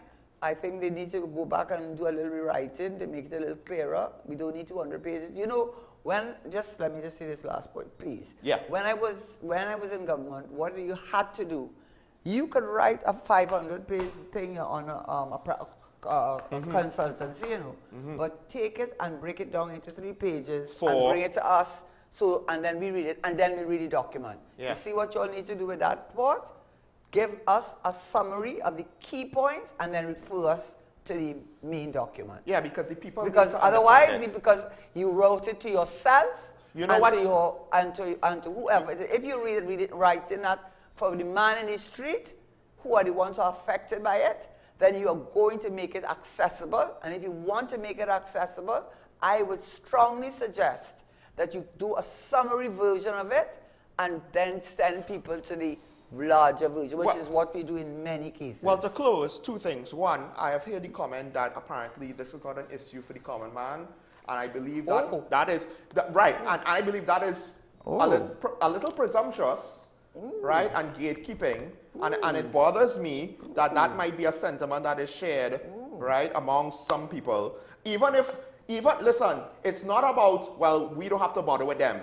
You still bother with them, and if they don't want to engage, then it's their problem. But you don't write them off the top of the bat, right? And then the other thing is, okay, the PNM had a special convention, but as Dr. Mohammed said, all political parties should be given a proper breakdown of these recommendations so that they could have their say publicly about it as well. This is not a, but you know what? If people understood what it was, then that means you did a good job. The fact that we having this discussion, no matter how you want to twist it and turn it, it means something was wrong with your document. And with that, we have to end. Thanks to all the callers, and of course, my colleague, Karen Shera, my good friend, the good lady herself. Folks, this is talking about the WSN. So as my colleague would say, Mr. Gideon Shah would always remind you to make today a good day. You could do so if you try. Remember your allegiance to the Republic and to each other. Stay safe. Be mindful of dengue. Yes, it is out there. We will see you tomorrow. Bye-bye. Okay, so who is me now?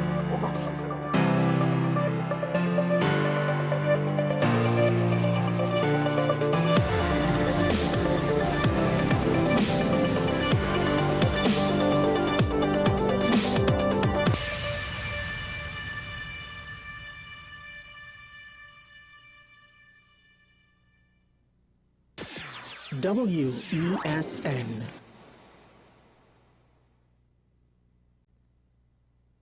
The home of Caribbean content is growing, and we welcome you to be a part of the #1 platform for young personalities who are driven to make a positive impact in society.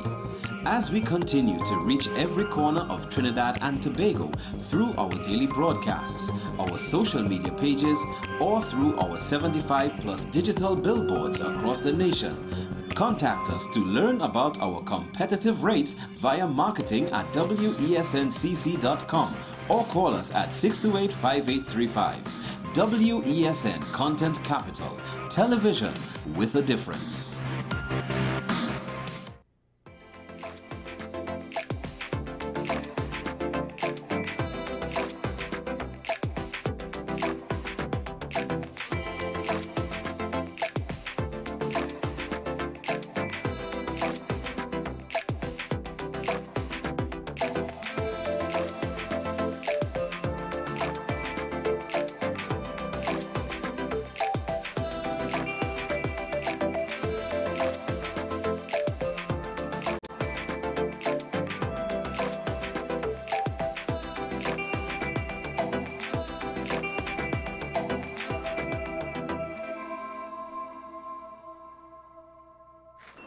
The South Paris Arena is also changing. The former Olympic volleyball site will play stage to bocce events. Spectator seating has been halved, with more space dedicated to the Paralympians. In the neighbouring hall, goalball is replacing handball. A few adjustments were required to ensure players can hear the ball clearly. We added soundproof curtains to ensure that training areas do not disturb the competition area. With competition kicking off on the 29th, the para-athletes are set to start training here this week.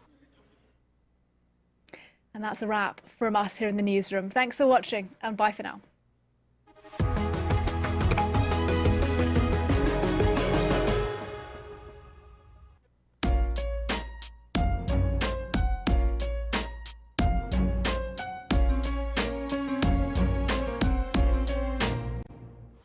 Hello, I'm Annette Young and welcome to the 51%, a show about women reshaping our world. Coming up, how domestic abuse goes way beyond physical violence and how men use money as a form of coercive control over their partners.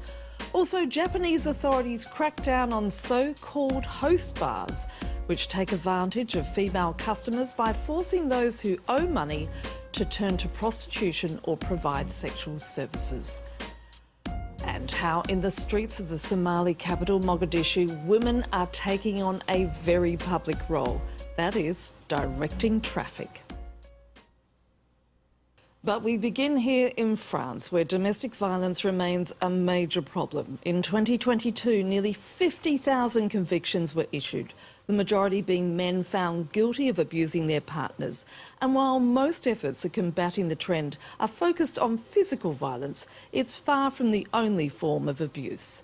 There is a quieter, more insidious form, coercive control using finances, such as withholding money and controlling how it's spent. Brian Quinn explains. Jessica Stefan never speaks the name of her former partner, refusing to give any further recognition to the man who made her suffer so much. She spent 15 years in a toxic relationship, during which money would increasingly be used as a weapon against her. I was 13, 14 years old. I was making some money and I would treat him. We'd go to the movies and I would pay for his seat. Same for the restaurant. At first I did it willingly, with even a sort of feminist spirit. But as the years went by, her boyfriend would demand more and more money. If she refused, he would verbally abuse and even beat her.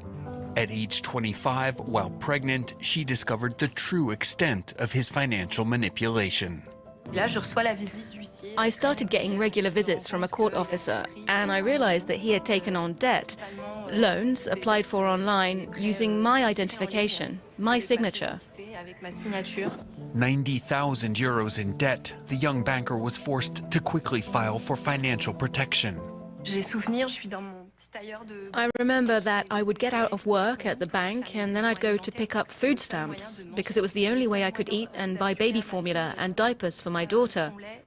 I asked my partner for an explanation, which I didn't get. I knew he was violent and I was afraid.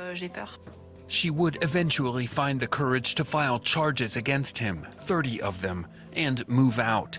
He was given an 8-month suspended prison sentence. He died several years later. economic abuse. It leaves no bruises and frequently passes unnoticed. To raise awareness of the phenomenon, a feminist association created this fake ad for a fictional app, allowing men to control their wives' spending. Ah, c'est génial. Dès que ma femme doit faire un achat, je suis alerté. Je peux transférer toutes ses allocations direct sur mon compte. Ah bah tiens, elle veut payer son abonnement de bus.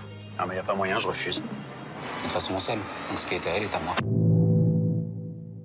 This non-profit hears from domestic abuse victims every day, and money is often part of the stories told. These are men who take the government's family benefits and keep them on their own account, who forbid their wives from having their own accounts, from having a job. Depriving a woman of financial autonomy, even forbidding her to work to make her dependent and better control her. This woman experienced it firsthand. One night he tied me up as I was sleeping. He took a rope, tied me to the bed and went off to work. He knew that I also had to go to work. He even turned off my phone so that I couldn't be reached. She would lose her job and eventually flee their shared home.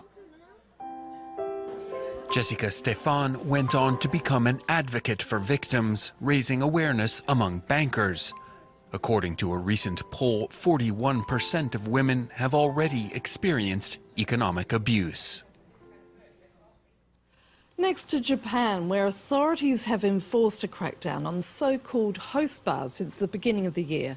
These are clubs whose male employees trick women into spending large sums of money to drink and spend time in their company. Victims who believe they're in love with their hosts are left with massive debts, forcing some to turn to prostitution to pay them off. Our team on the ground sent us this report. In the streets of Kabukicho, a red light and entertainment district in Tokyo, Yu still struggles to see herself as a victim of unscrupulous host clubs. Coming here makes me nostalgic. I'm starting to think, I want to see him again. The 44-year-old was a regular at host bars, places where women pay to spend time with a professional charmer. But like many other women, she was deceived by one of the industry's modern-day Lotharios. Every day, we would message each other.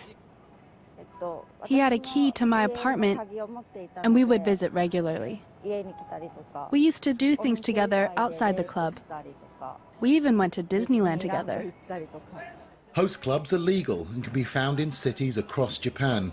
Women run up large tabs buying expensive wine, champagne and cocktails.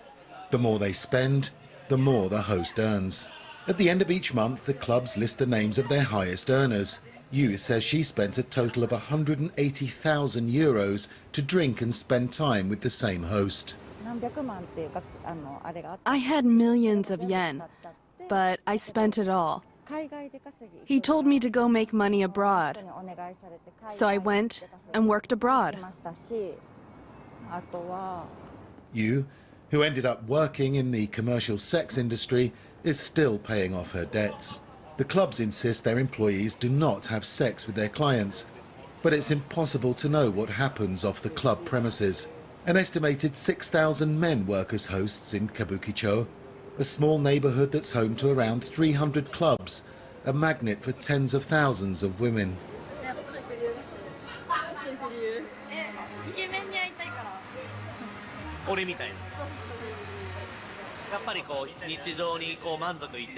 We meet women who are unhappy with their daily lives or who want to find love. They can breathe here. Many host clubs, which have been around since the 1960s, are now under the spotlight for the wrong reasons.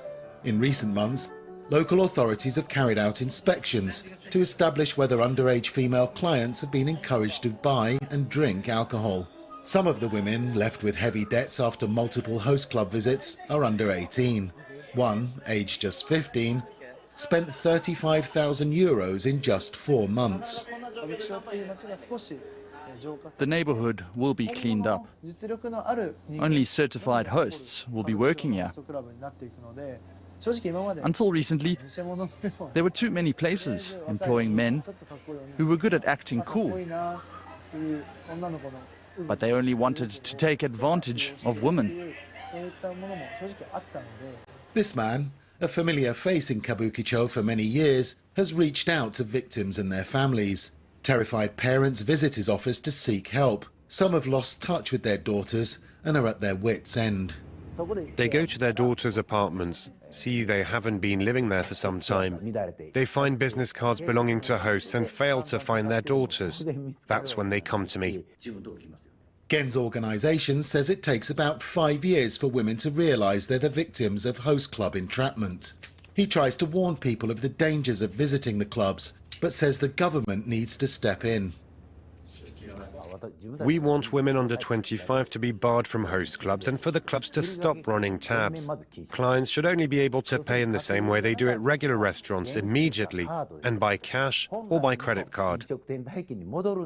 While the police insist they're taking a harder line against serious cases of exploitation, especially those in which indebted women are forced into prostitution, the government seems reluctant to introduce tighter regulations.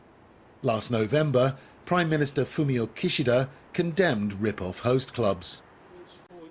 In addition to cracking down on illegal activities, such as violations of the Anti-Prostitution Act and the Employment Security Act, we will provide measures on entering host clubs and strengthen consultation services.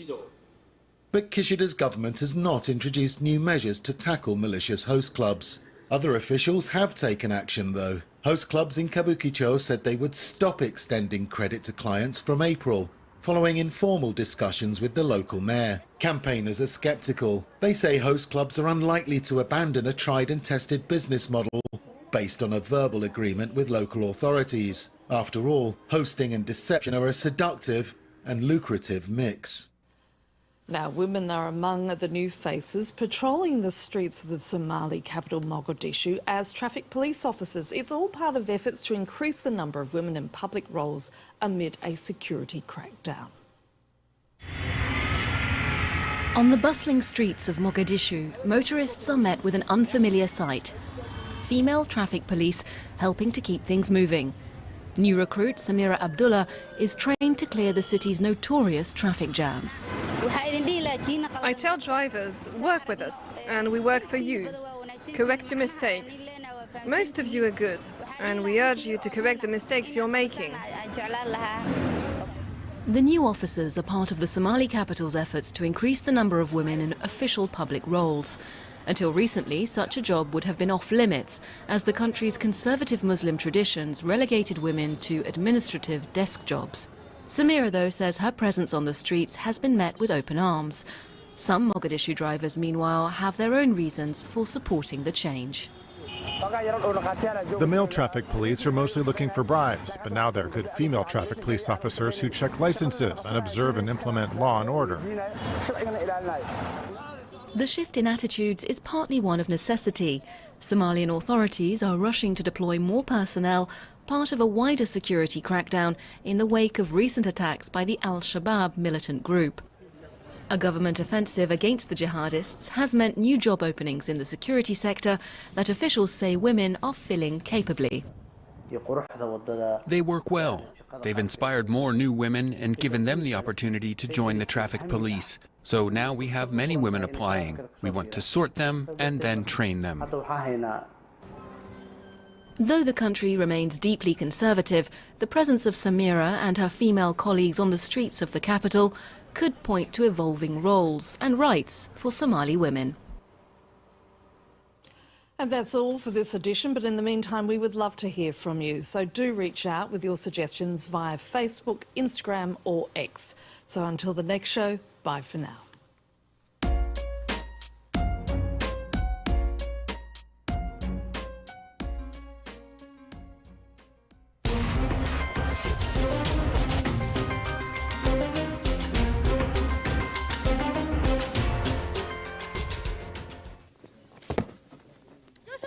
"52 degrees in Dirqa in southern Iraq. Despite the heat, the inhabitants of this village stay outside while they can. It doesn't last for long. In just a few minutes, the air becomes impossible to breathe. Here, sandstorms are particularly violent in the summer. Do you see all this sand? It comes from here, from there. Look at these storms. What can we do? Abbas studied within these walls. When the wind picks up, nothing can stop the desert sand. This is how we live. Look at our school, buried, dust everywhere.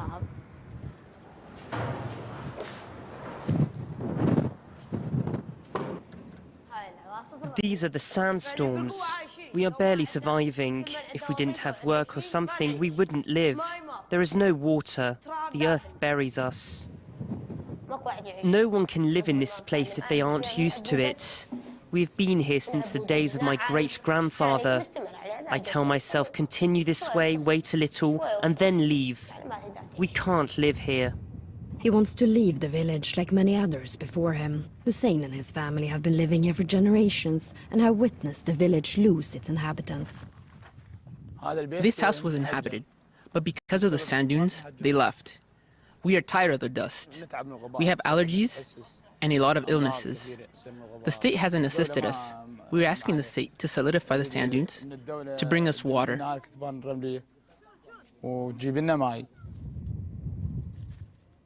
There are only about 100 people left in this deserted village, 30 kilometers from the nearest town. Increasing temperatures, decades of neglect and destruction of the soil during wars have turned the land into sand. Professor Rahim Hamid studies the consequences of desertification for the inhabitants. How many families used to live there? Before? In the 70s and 80s. 1,000, more than 1,000. In 60 years, the number of sandstorms has tripled in Iraq, and in some regions in the south, it even increased tenfold. The recurrence and intensity of dust storms have increased, and its impact is larger than before. Its impact on the population, agriculture, animals, and transport routes is heavy. There are no obstacles that can stop the wind, such as plants. He's part of a committee of experts advising the government on projects like this.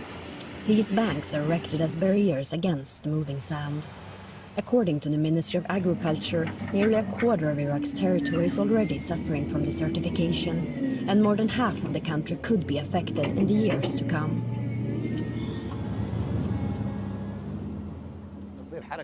This is a very intense movement, especially in the summer season when the wind blows.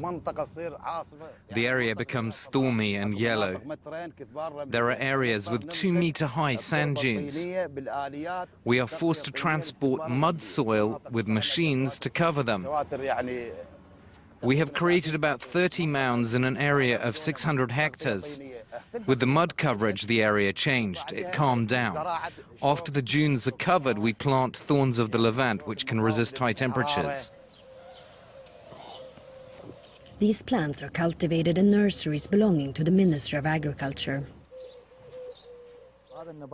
This plant is adapted to resist temperatures through its small leaves and the thorns on it. It loses these leaves in extreme heat waves so that the plant maintains humidity. As you know, Iraq has been suffering from water scarcity for years.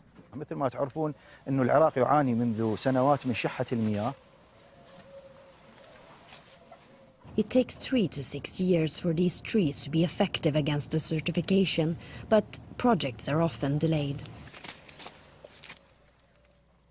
This added problem, a lack of funds, has greatly affected our work in combating desertification. We hope that the responsible authorities will increase financial support. Last year, Iraq's Prime Minister announced a plan to plant 5 million trees across the country. So far, they have mostly been planted in urban areas. Certainly until now, our efforts to face desertification are insufficient. But we have a clear vision and consider confronting desertification and facing dust storms a real challenge. The situation is critical. By 2030, temperatures are expected to rise and water resources decrease, turning land into sand and forcing even more Iraqis to leave their homes. The latest developments from a continent that's constantly changing. Daily reports, interviews with influential newsmakers and personalities, analysis from our journalists in the studio, all the news from Africa. Watch Eye on Africa, presented by Georgia Calvin-Smith on France 24 and France24.com.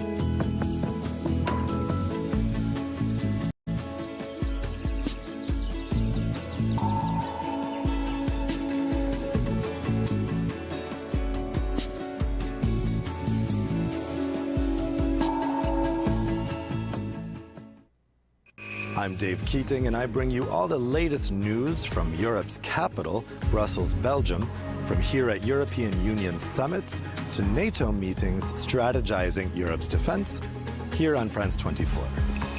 Dave Keating, one of the 200 France 24 correspondents around the world.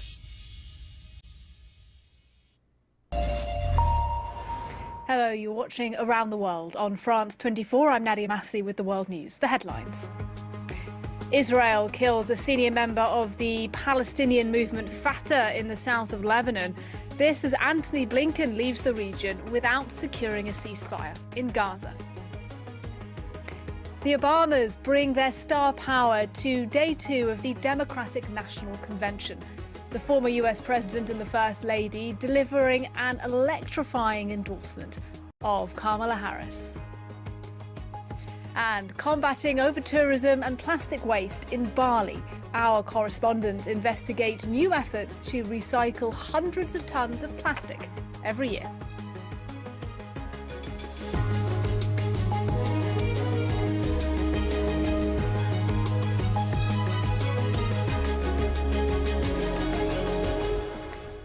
Welcome. Today, Israel has confirmed it killed a senior commander of the Palestinian movement Fatah in the south of Lebanon. Halil Makhtar was hit by a missile in his car in the southern city of Sidon. Israel had accused him of orchestrating attacks in the West Bank. Now, the attack today marks the first reported strike since October the 7th on a senior member of Fatah. That is the movement led by the Palestinian president, Mahmoud Abbas. Well, the news today comes as the top American diplomat Antony Blinken has left the Middle East with no ceasefire deal agreed in the war in Gaza. Our Jerusalem correspondent Iris Makler has more for us now on Blinken's message as the talks wrapped up. The ball is in the mediator's court because what Antony Blinken said is, I guess, what his repeated message, Jerusalem, Cairo and Qatar, this is the last chance, and it's the last chance from a humanitarian point of view. He's looking at the Israeli civilians held in Gaza, actually all the Israelis held in Gaza, whether they were soldiers or civilians, and the suffering of Palestinian civilians in the Gaza Strip during this war. And he says for them, it's the last chance. Strangely, you know, that message resonates more, you could say, outside of this region than perhaps it does here. One of the things that's being discussed in this bridging proposal is a suggestion from Israel that it would like that there's a controversial area, and that's the border between Gaza and Egypt. And it's the suggestion that some Israeli military would stay there. You know, where would they stay? How many would there be? What would happen with the Rafah border crossing? There's an American proposal for a joint Palestinian and EU group to police that crossing, but it won't be Hamas. What will Hamas have to say about that? So all these issues are still in play, but we're seeing very pessimistic reports from Israeli officials and American officials saying that they don't see an agreement coming to fruition soon. The only hope is this strange game that's played here, which is the blame game.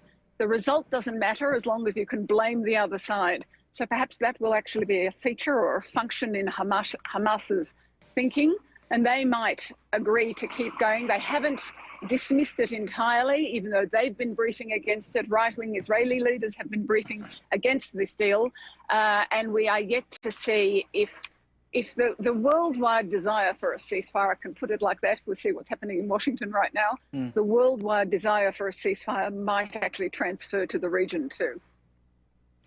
That was Iris Makler speaking to us from Jerusalem. Now, hope is making a comeback. Those are the words of Michelle Obama as she addressed the party faithful at the Democratic National Convention in Chicago on Tuesday night. She was followed by her husband, Barack Obama, who used his keynote speech to argue the United States is ready for Kamala Harris to be president, a woman, he said, who's spent her life fighting for the people who need a voice. Oliver Farry has our report. The former president and first lady returned to their hometown Chicago for the Democratic Convention, and Michelle Obama, up first, was striking an optimistic note. America, hope is making a comeback. In a rapturously received speech to the party faithful, Michelle Obama skewered Donald Trump's business failures, comparing him unfavourably with the Democratic nominee, who she said was more connected with ordinary Americans. Of the two major candidates in this race, only Kamala Harris truly understands the unseen labor and unwavering commitment that has always made America great. There is no other choice than Kamala Harris and Tim Walz. No other choice. She was followed by her husband, the 44th President of the United States, who made a similarly impassioned argument for Kamala Harris. Someone who sees you and hears you and will get up every single day and fight for you. The next President of the United States of America, Kamala Harris. Obama also made withering remarks about his old adversary Donald Trump, mocking his constant complaints and obsession with crowd sizes, and he said America couldn't risk a second Trump presidency. We do not need 4 more years of bluster and bumbling and chaos. We have seen that movie before, and we all know that the sequel is usually worse. A pair of speeches that made a strong case for the Harris-Walz ticket, though neither were there to witness it. They were just a 90-minute drive north in Milwaukee at a rally in front of 15,000 people in the very same arena where the Republicans held their convention last month. Kamala Harris will make her speech to the Democratic convention on Thursday night. So that's a look at the mood then among the Democrats this week. What about the Republicans? Well, Donald Trump has recently been directing rather personal attacks against Harris herself, including via AI-manipulated photographs. With the story, here's Vedika Bahal. Whilst the Democratic National Convention is in full swing, Republican candidate Donald Trump is spending the week in battleground states to drum up support for his campaign. And amidst comments about the economy and immigration, he's taking every opportunity to slam his opponent, Kamala Harris. In particular, accuse her of communism. We don't need lectures on the economy from a candidate pushing communist price controls. Kamala has no idea what the hell she's doing. Her father is a Marxist professor, and I believe he taught her well. In recent days, the 78-year-old former president has resorted to a litany of name-calling and personal attacks on Vice President Harris, including slamming her intelligence, appearance, and even the way she laughs. Have you heard her laugh? That is the laugh of a crazy person. That is the laugh of a crazy. It's the laugh of a lunatic. He's also been sharing a slew of fake AI-generated images online to back up his line of attack, including this image of Harris addressing a communist rally in Chicago. He also shared these doctored AI images on his social media platform Truth Social, suggesting Taylor Swift had endorsed his campaign, likely in an effort to benefit from the pop icon's star power and loyal fan base. Swift has not yet endorsed any candidate, but has previously slammed Trump's policies. Trump himself earlier this month accused Harris of using AI to falsely depict massive crowds at her rallies. The Harris campaign has seen an uptick in enthusiasm since President Biden stepped aside as the Democratic nominee, with Harris leading in the polls 46.7% to Trump's 43.8%, according to the national polling average by 538. Now, Bali has long been a popular tourist destination, but now many locals feel the island's getting rather crowded. Last year, more than 5 million people visited the Indonesian island, causing traffic jams, overcrowded beaches and mountains of litter.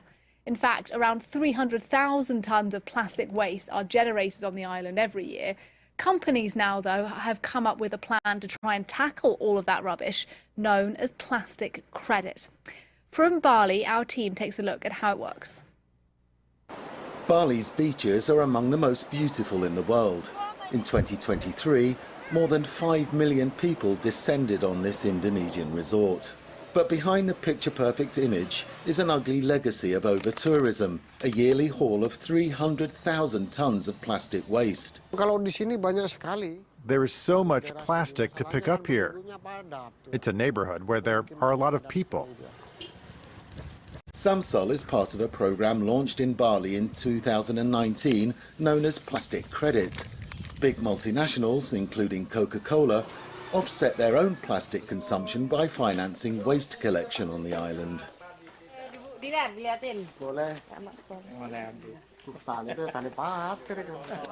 Today, workers have collected 6 kilos of waste that will be registered on an app and converted into plastic credits. Companies will then buy the credits, with some of the money earned spent on wage rises for Samsol and other waste collectors. Thanks to this program, we get support when the price of plastic is low. For someone poor like me, it's very important, so I'm very grateful. Paying waste collectors more to collect and recycle waste makes perfect sense. Evidence of destructive tourism can be found here on the Gili Islands, 2 hours from Bali. Le masque et le tuba. This French woman, who's lived here for more than 20 years, opened the tiny island's first recycling centre to address the mountains of garbage. But she says that initiatives such as Plastic Credit will fail unless there's also a change in attitude.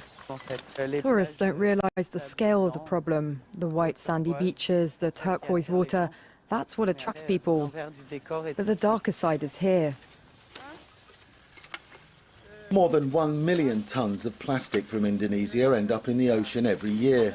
As the second largest producer of plastic waste in the world after China, the country is finally taking action. And those are our top stories. Thanks for watching, and bye-bye.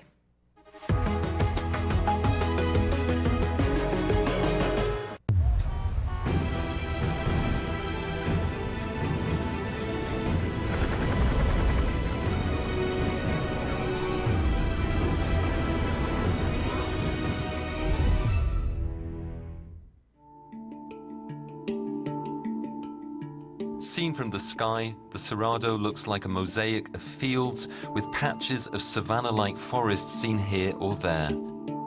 These high plateaux in the heart of Brazil are perfect for ploughing or spreading pesticides, an El Dorado for soya producers who are in the sights of these environmental defenders. We're going to stop on the road to see a recently deforested area. It was detected by MAP Biomass on the 30th of September, and there we can see the before and after. Let's go and see it for ourselves. With his colleagues from the WWF, Boris Paton-Treget has come to take a look at the most recent deforestation sites detected by satellite, like this farm. Oh yes, it's the First World War. Most access points are closed, probably to prevent the curious from passing through. Behind this thin strip of forest, more than 600 hectares of Cerrado have been razed in just a few days. The deforested area will not remain pristine for long. They start like that. They destroy the vegetation, they remove everything. They burn it, and then they spread limestone on the ground. It's called wedging. And then, probably at the end of the year, they'll start to plant. Soya grown here is highly likely to end up feeding European cattle. There's around a third or more which goes directly to France, almost 300,000 tonnes per year, which come from this factory, which is a few miles from here. So we're almost certain that the soya that's planted here, if nothing changes, may well go to France. It's bad, huh? It's really recent. It was September. And it's this date that's the problem. This is not in compliance with the EU. It's not in compliance with the French strategy to combat imported deforestation, because that says there should be no more soya conversion after January 2020. Was it definitely after 2020? This took place in September 2023. It's Cerrado, so it's a natural ecosystem. And so here we're not in compliance with what France or the EU demand. Europe is the second largest importer of soya from the region after China. The law imposed by the EU doesn't seem to have any effect here. While deforestation diminished in the Amazon last year, in the Cerrado it increased by 43%. In 40 years, this biome, which covers an area 4 times the size of France, has lost more than half of its vegetation cover, with entire forests wiped off the map. Is it closed? Another operator is in their sights. It's the next level. It's private property. They have things to hide, that's for sure. It's impossible to access the Santa Isabel farm, accused of illegal land grabbing, including entire villages like this one, or at least what remains of it. We see on the map that there were houses right next door. There was a church there which no longer exists. There was a school. There were several houses. The only thing left is this circular construction. Excavators buried everything just 4 months ago. An old educational DVD. That's all that's left of the school. In the last 4 years alone, Santa Isabel has turned more than 3,400 hectares of native cerrado into soya fields, in large part by eating into reserves protected by Brazilian law. 90 families lived here. They were all evicted. Only 6 still remain, like Edson's family. They gave 10,000 euros to the families who left. They want to give me the same for my house, but I don't want it. We can't do anything with that amount. But people move to the town, to Luis Eduardo. They negotiate the lowest possible price, and once people receive their money, they erase everything. They remove the fruit trees, the electricity stations, they cover the ruins of the houses with earth, they flatten everything with tractors, so it's like this community never even existed. Do you know where the soybeans from this farm are sent? They go to the Bungie factory. It all goes to Bungie? Yes, it is sent to Bungie, then exported abroad. Bungie is the world leader in processing soybeans into meal and vegetable oil. These imposing silos are the pride of Luis Eduardo Magalhães, the regional agricultural capital. According to the group's latest customs declarations, 38% of their stock stored here is exported to France every year. Last November alone, 85,000 tons of soybeans went from here to the port of Montoire in France. We contacted Bungie about their links with the 2 farms visited in our report, and they replied, "We reaffirm that we have no direct or indirect commercial relationship with the operations mentioned above." We followed the soya from Santa Isabel Farm's gates. Every day, like this one, several trucks head towards the famous Bungie factory, up to this huge parking lot. No producers' associations in the region agreed to speak to us. To get answers, we had to travel hundreds of miles to Sao Paulo, the business capital. That day, members of the WWF Association have a meeting with Abiovi, a powerful lobby of grain dealers. It represents the biggest names in the soya industry, like Bungie, Cargill, Louis Dreyfus, and JBS. Well, we need to have willingness also from companies, of course the farmers. We need to create awareness. It takes some time. Guillaume Tessier and his colleagues came to remind them that their members have until December 2024 to comply with European legislation. You're not a police. You want to be act as a police, and we don't even those that are fully legal, doing everything they don't want. They have a political issue, so Yeah. probably the associations, the local associations, will recommend to not share the information with us. The solution put forward by the association: store soya from deforested land before 2020 and therefore exportable to Europe in different silos to soya grown in deforested areas after that date. European legislation has no influence on deforestation. Yes, Europeans will be able to consume products free from deforestation, but if there is no financial compensation from the EU for farmers who don't cut down the forest, it will be of no use. It's important to say, after the ban on imports of GMO soya, then certified soya, this is the 3rd time that the EU has proposed a plan that has no effect. Producers are only obliged to respect Brazilian law. In the Amazon, they're required to protect 80% of their land, and in the Cerrado, the ratio is the reverse. They only need to protect 20% of legal reserves that they can find anywhere, sometimes miles away from their fields. And it doesn't matter who was there before. They stole 18 kilometers of barbed wire fence from us and cut the barriers over 4 or 5 kilometers. The men in this convoy crossing part of the Cerrado that's still intact seem to be going to war.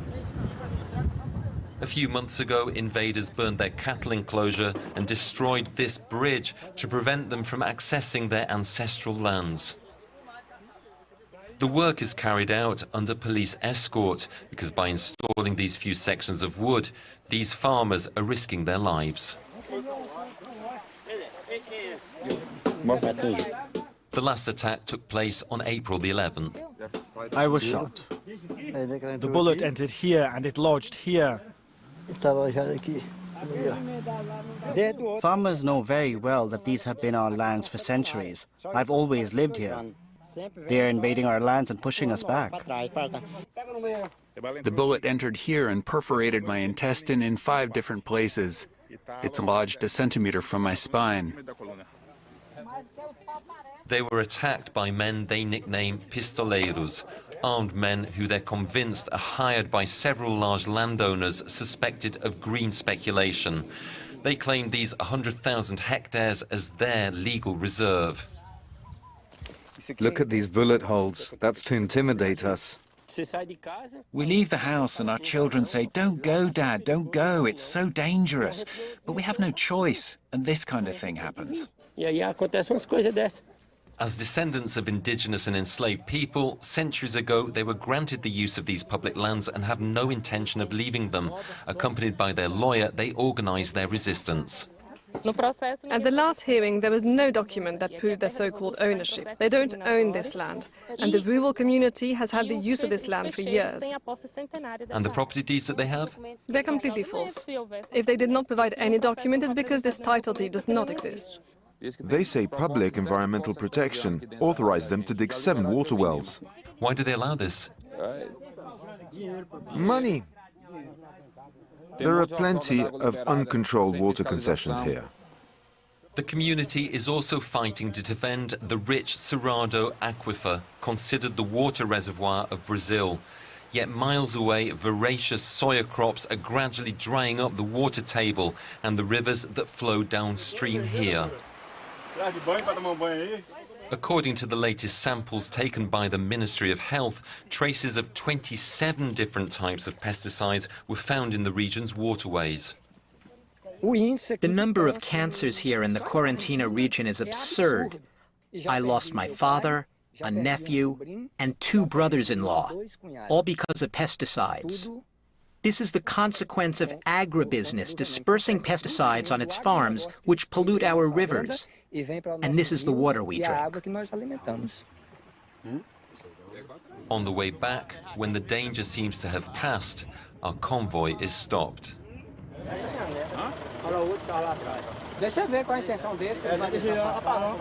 Those blocking the road work for a private security company suspected of having attacked the community. They're employed by the Bandeirantes farm, one of the farms accused of land grabbing in the region. There have been attempted homicides when they come to their land. We are forced to leave every time. You treat us like animals. It's a lack of respect. 25 complaints have already been filed against them, with no action taken. All these problems with them in relation to the land are old ones. They talked about very recent attacks. Whether there is violence or not, there is the police. All they have to do is file a complaint at the police station. My colleagues and I are going to stay here. We have a contract to respect. The convoy finally manages to carry on along the road which crosses the farm, which seems abandoned. For now, this stretch of Cerrado appears intact. But for how long? What could threaten a huge part of this biome is a tiny detail which worries the French environmental activists. To measure, you have to put it at your eye level, and you have to see the canopy. Boris Paton-Treger and his colleagues are measuring the trees because protecting them depends on a few centimeters.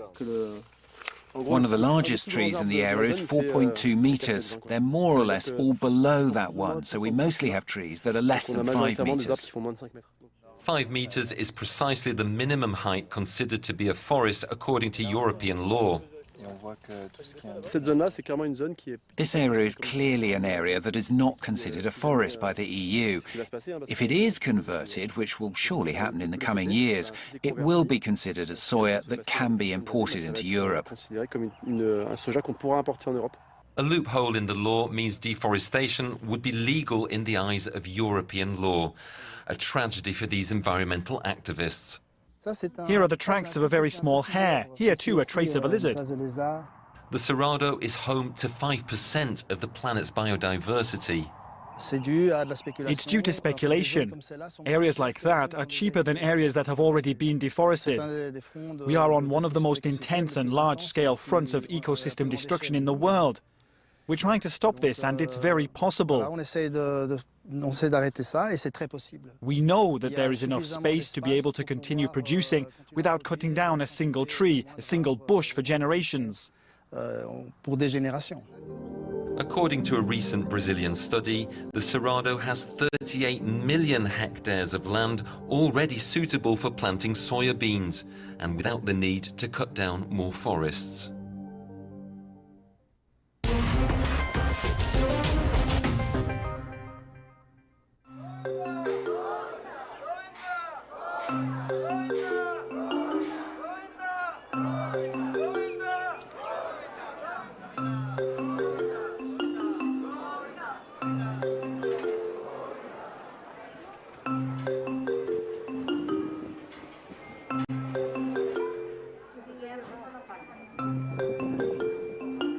After coming here, like I prayed my wish, and my wish came true, and right now I'm flying tomorrow for my journey, and I strongly believe after coming here, my wish was fulfilled by the God, Govinda.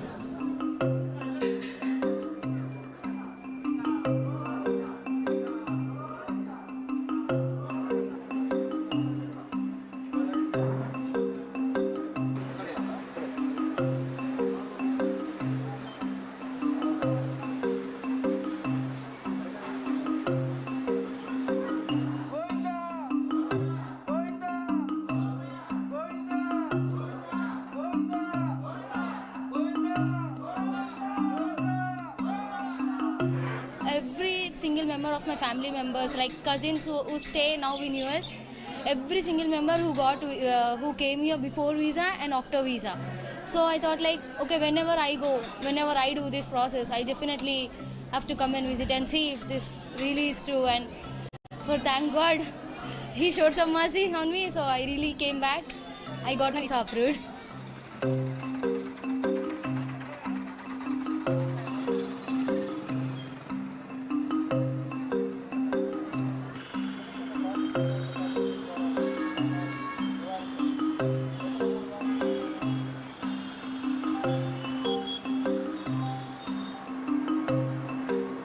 It is still there. I mean, even in the future, you see, come what may, any country coming up or down, US is going to be the top most searched country for Indian students.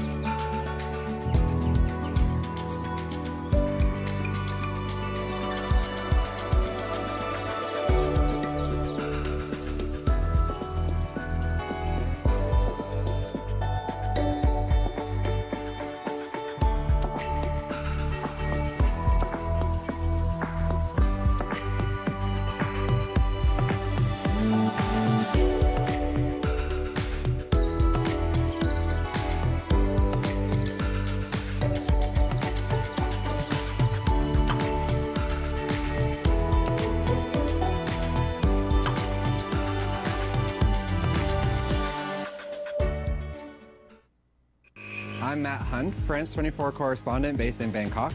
Follow me here for breaking news and stories from Southeast Asia on France 24. Matt Hunt, one of the 200 France 24 correspondents around the world.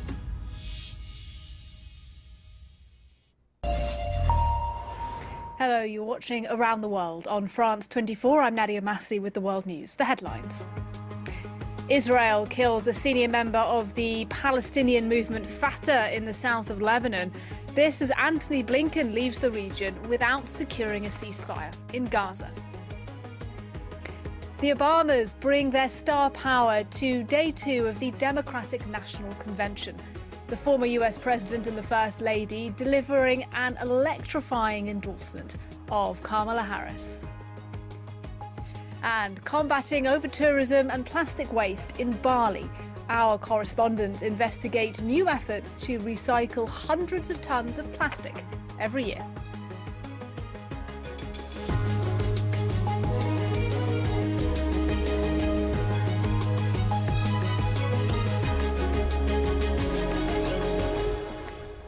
Welcome.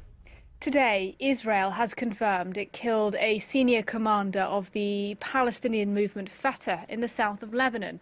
Halil Makhtar was hit by a missile in his car in the southern city of Sidon. Israel had accused him of orchestrating attacks in the West Bank. Now, the attack today marks the first reported strike since October the 7th on a senior member of Fatah. That is the movement led by the Palestinian president, Mahmoud Abbas. Well, the news today comes as the top American diplomat Antony Blinken has left the Middle East with no ceasefire deal agreed in the war in Gaza. Our Jerusalem correspondent Iris Makler has more for us now on Blinken's message as the talks wrapped up. The ball is in the mediator's court because what Antony Blinken said is, I guess, what his repeated message, Jerusalem, Cairo and Qatar, this is the last chance, and it's the last chance from a humanitarian point of view. He's looking at the Israeli civilians held in Gaza, actually all the Israelis held in Gaza, whether they were soldiers or civilians, and the suffering of Palestinian civilians in the Gaza Strip during this war. And he says for them it's the last chance.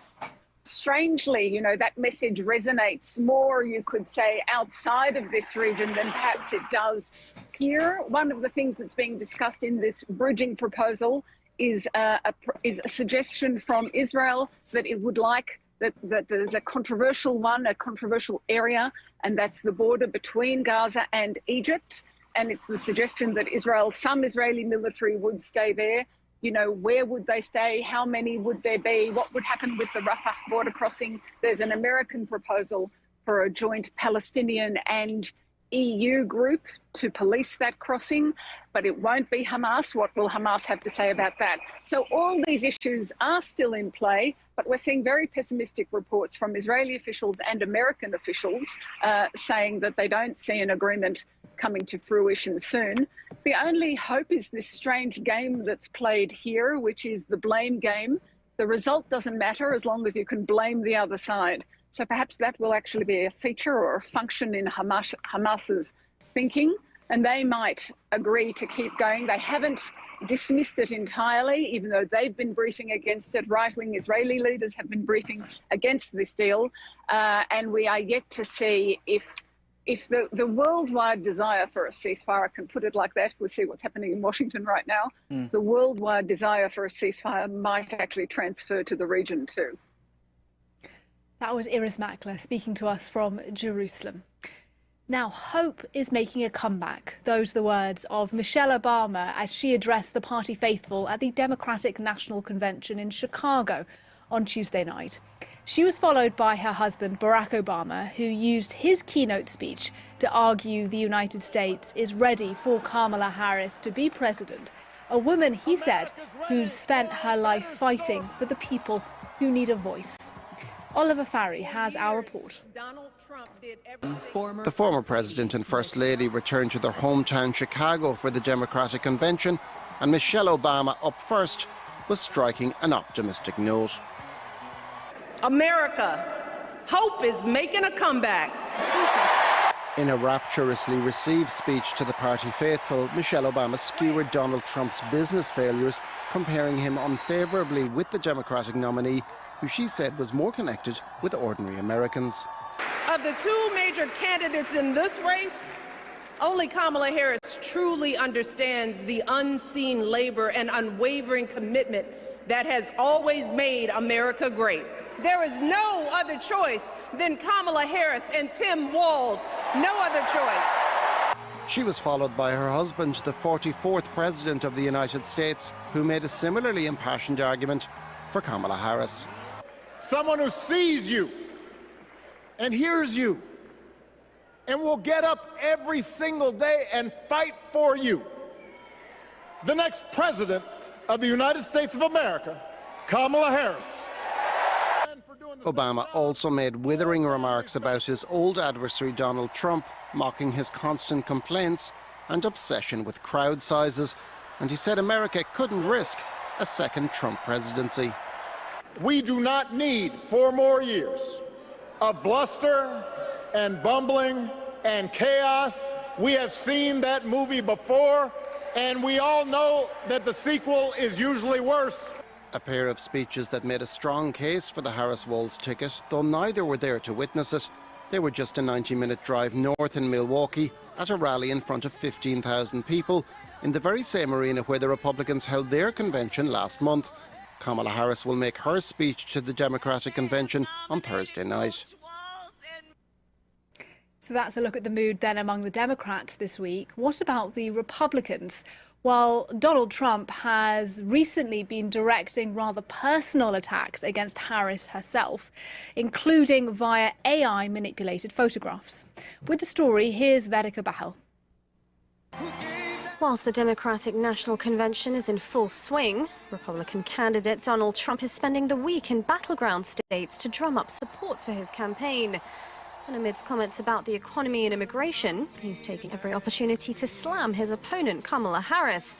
In particular, accuse her of communism. We don't need lectures on the economy from a candidate pushing communist price controls. Kamala has no idea what the hell she's doing. Her father is a Marxist professor, and I believe he taught her well.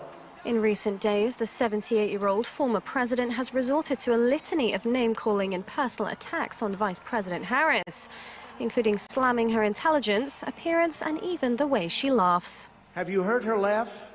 That is the laugh of a crazy person. That is the laugh of a crazy. It's the laugh of a lunatic.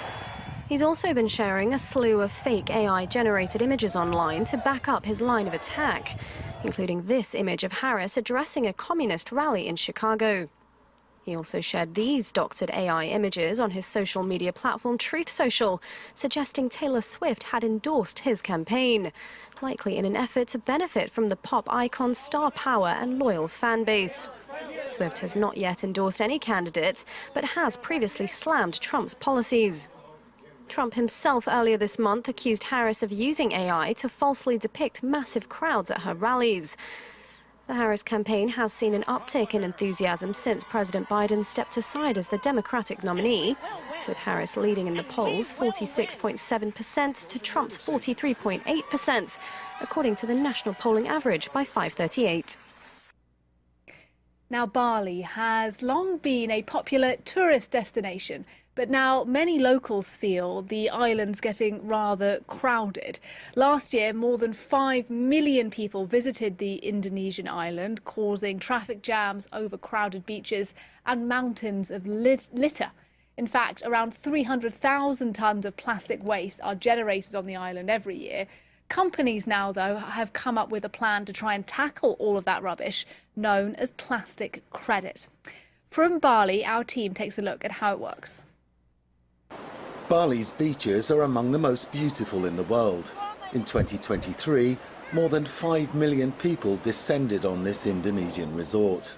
But behind the picture-perfect image is an ugly legacy of over-tourism, a yearly haul of 300,000 tons of plastic waste. There is so much plastic to pick up here. It's a neighborhood where there are a lot of people. Samsol is part of a programme launched in Bali in 2019 known as Plastic Credit. Big multinationals, including Coca-Cola, offset their own plastic consumption by financing waste collection on the island.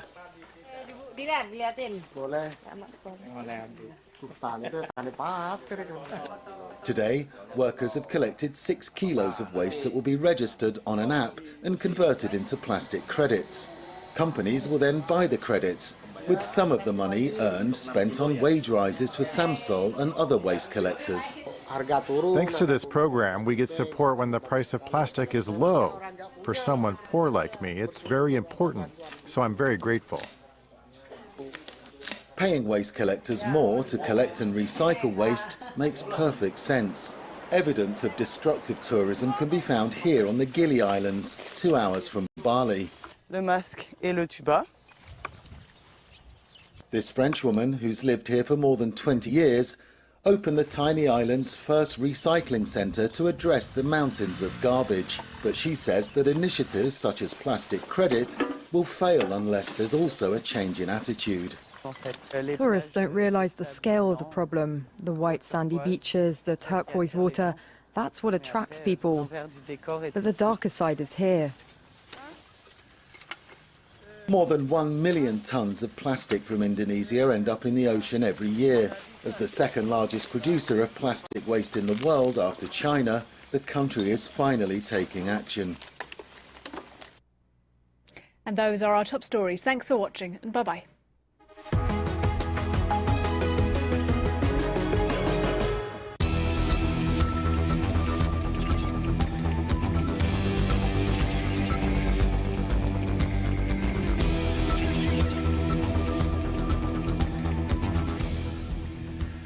It was on December the 12th, 1963, 60 years ago, that Kenya gained its independence after 68 years of British rule, the end of the colonial period, seeing Prince Philip, husband, of course, to Queen Elizabeth, in Nairobi for the ceremony, and to hear new Prime Minister Jomo Kenyatta urge a continuation of what he called the special relationship that the country had had with Great Britain.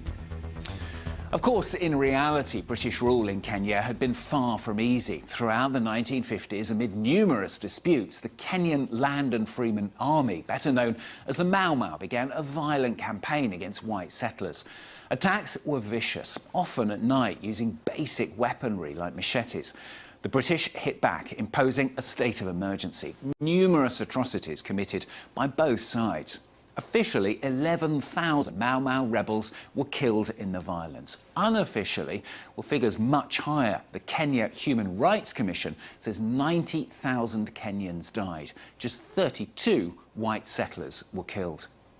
Well, the British still refuse to officially apologise for what happened, although King Charles, on a visit to Kenya ahead of the anniversary, did acknowledge the abhorrent and unjustifiable acts of violence, adding there was no excuse for what happened. Well, today, the Mau Mau are considered the heroes of independence in Kenya, but few remain, anxious that their story will soon fade into oblivion. Well, for France 24, Bastien Renouy, Elodie Coussin and Olivia Bizot revisit Kenyan independence.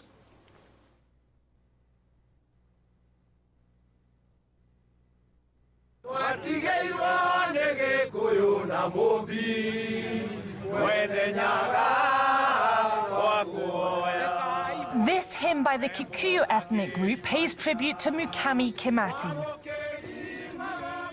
a Mau Mau fighter and the wife of fellow independence hero Dedan Kimati. This is Kenya's final farewell to one of their symbols of resistance. It's the first time that a veteran has been honoured with a national funeral. Until 2003, the movement was banned. But today, politicians are showing a growing interest. With all the honours she deserves, we celebrate this heroine. She joins other heroes, the Mau Mau heroes, and all those who fought together against the colonists to free our country.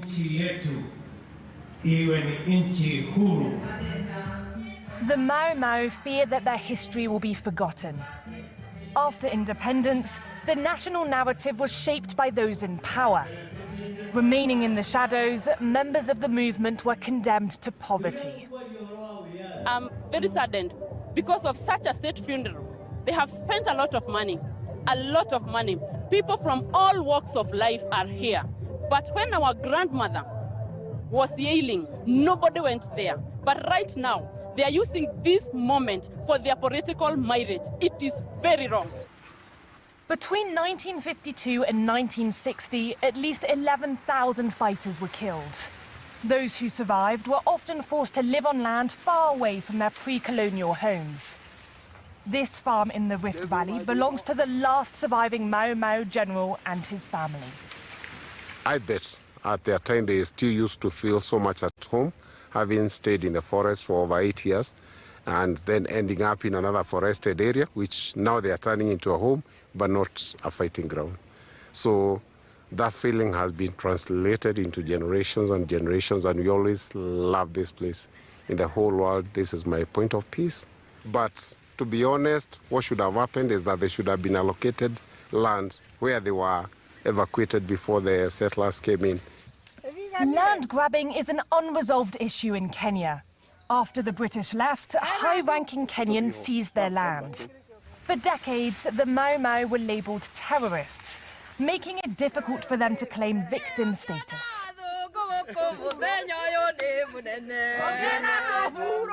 So Wilson and his family and friends set up an organisation that provides emotional and practical support to veterans. Here, Wilson's father is hosting the group. The association collects the stories of remaining survivors.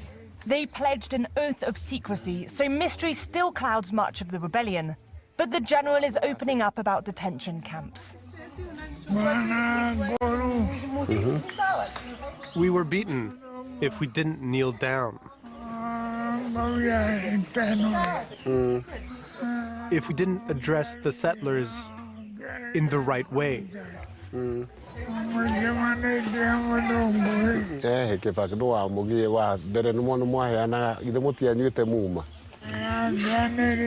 No, we couldn't.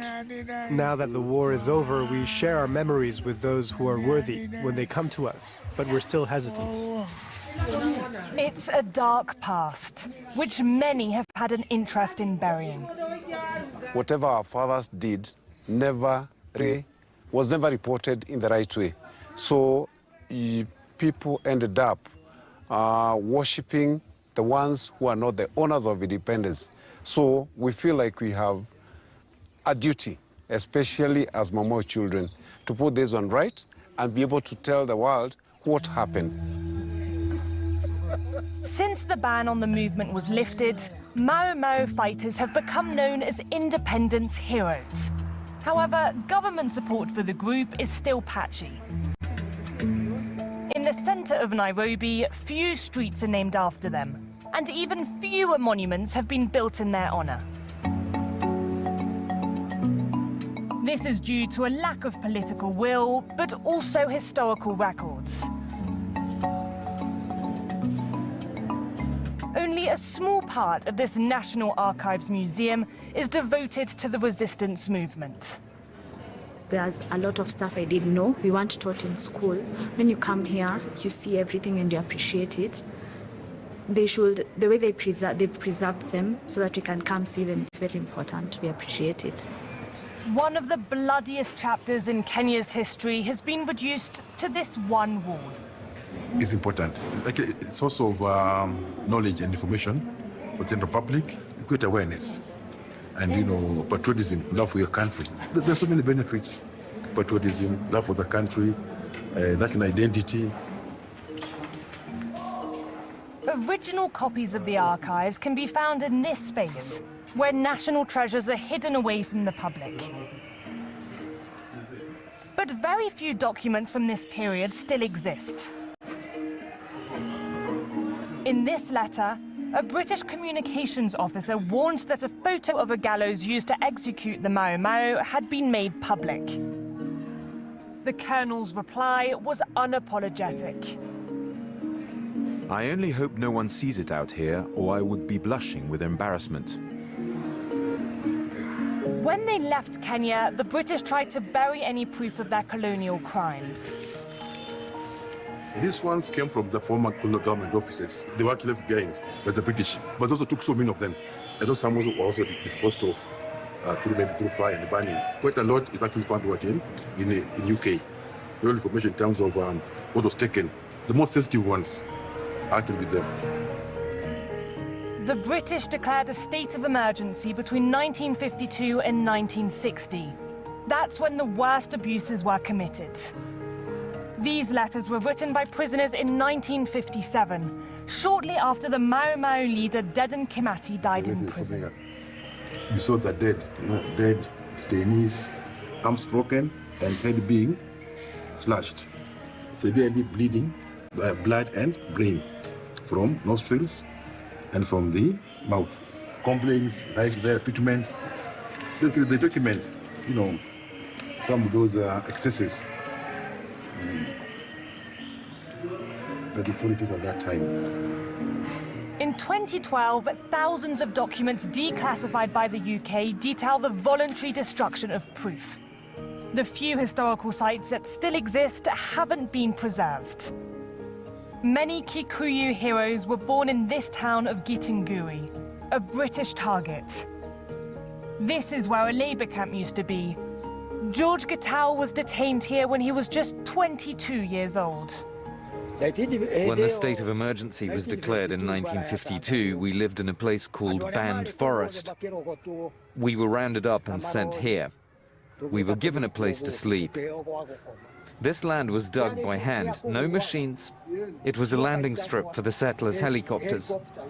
I bought equipment to protect the stadium. This football pitch has enabled me to preserve this land so that no one else can get their hands on it. This steel is the only proof of the site's dark past. For decades, history was covered up, making it hard to know what to preserve. Professor Munene has been fighting to make the Mau Mau movement better known, a struggle which has been made easier since a new generation of Kenyan politicians has come to power. It's becoming respectable to be called Mau Mau. There was a time in the 1980s and part of the 1990s when you got into trouble by being associated with Mau Mau. And we have a few people like that.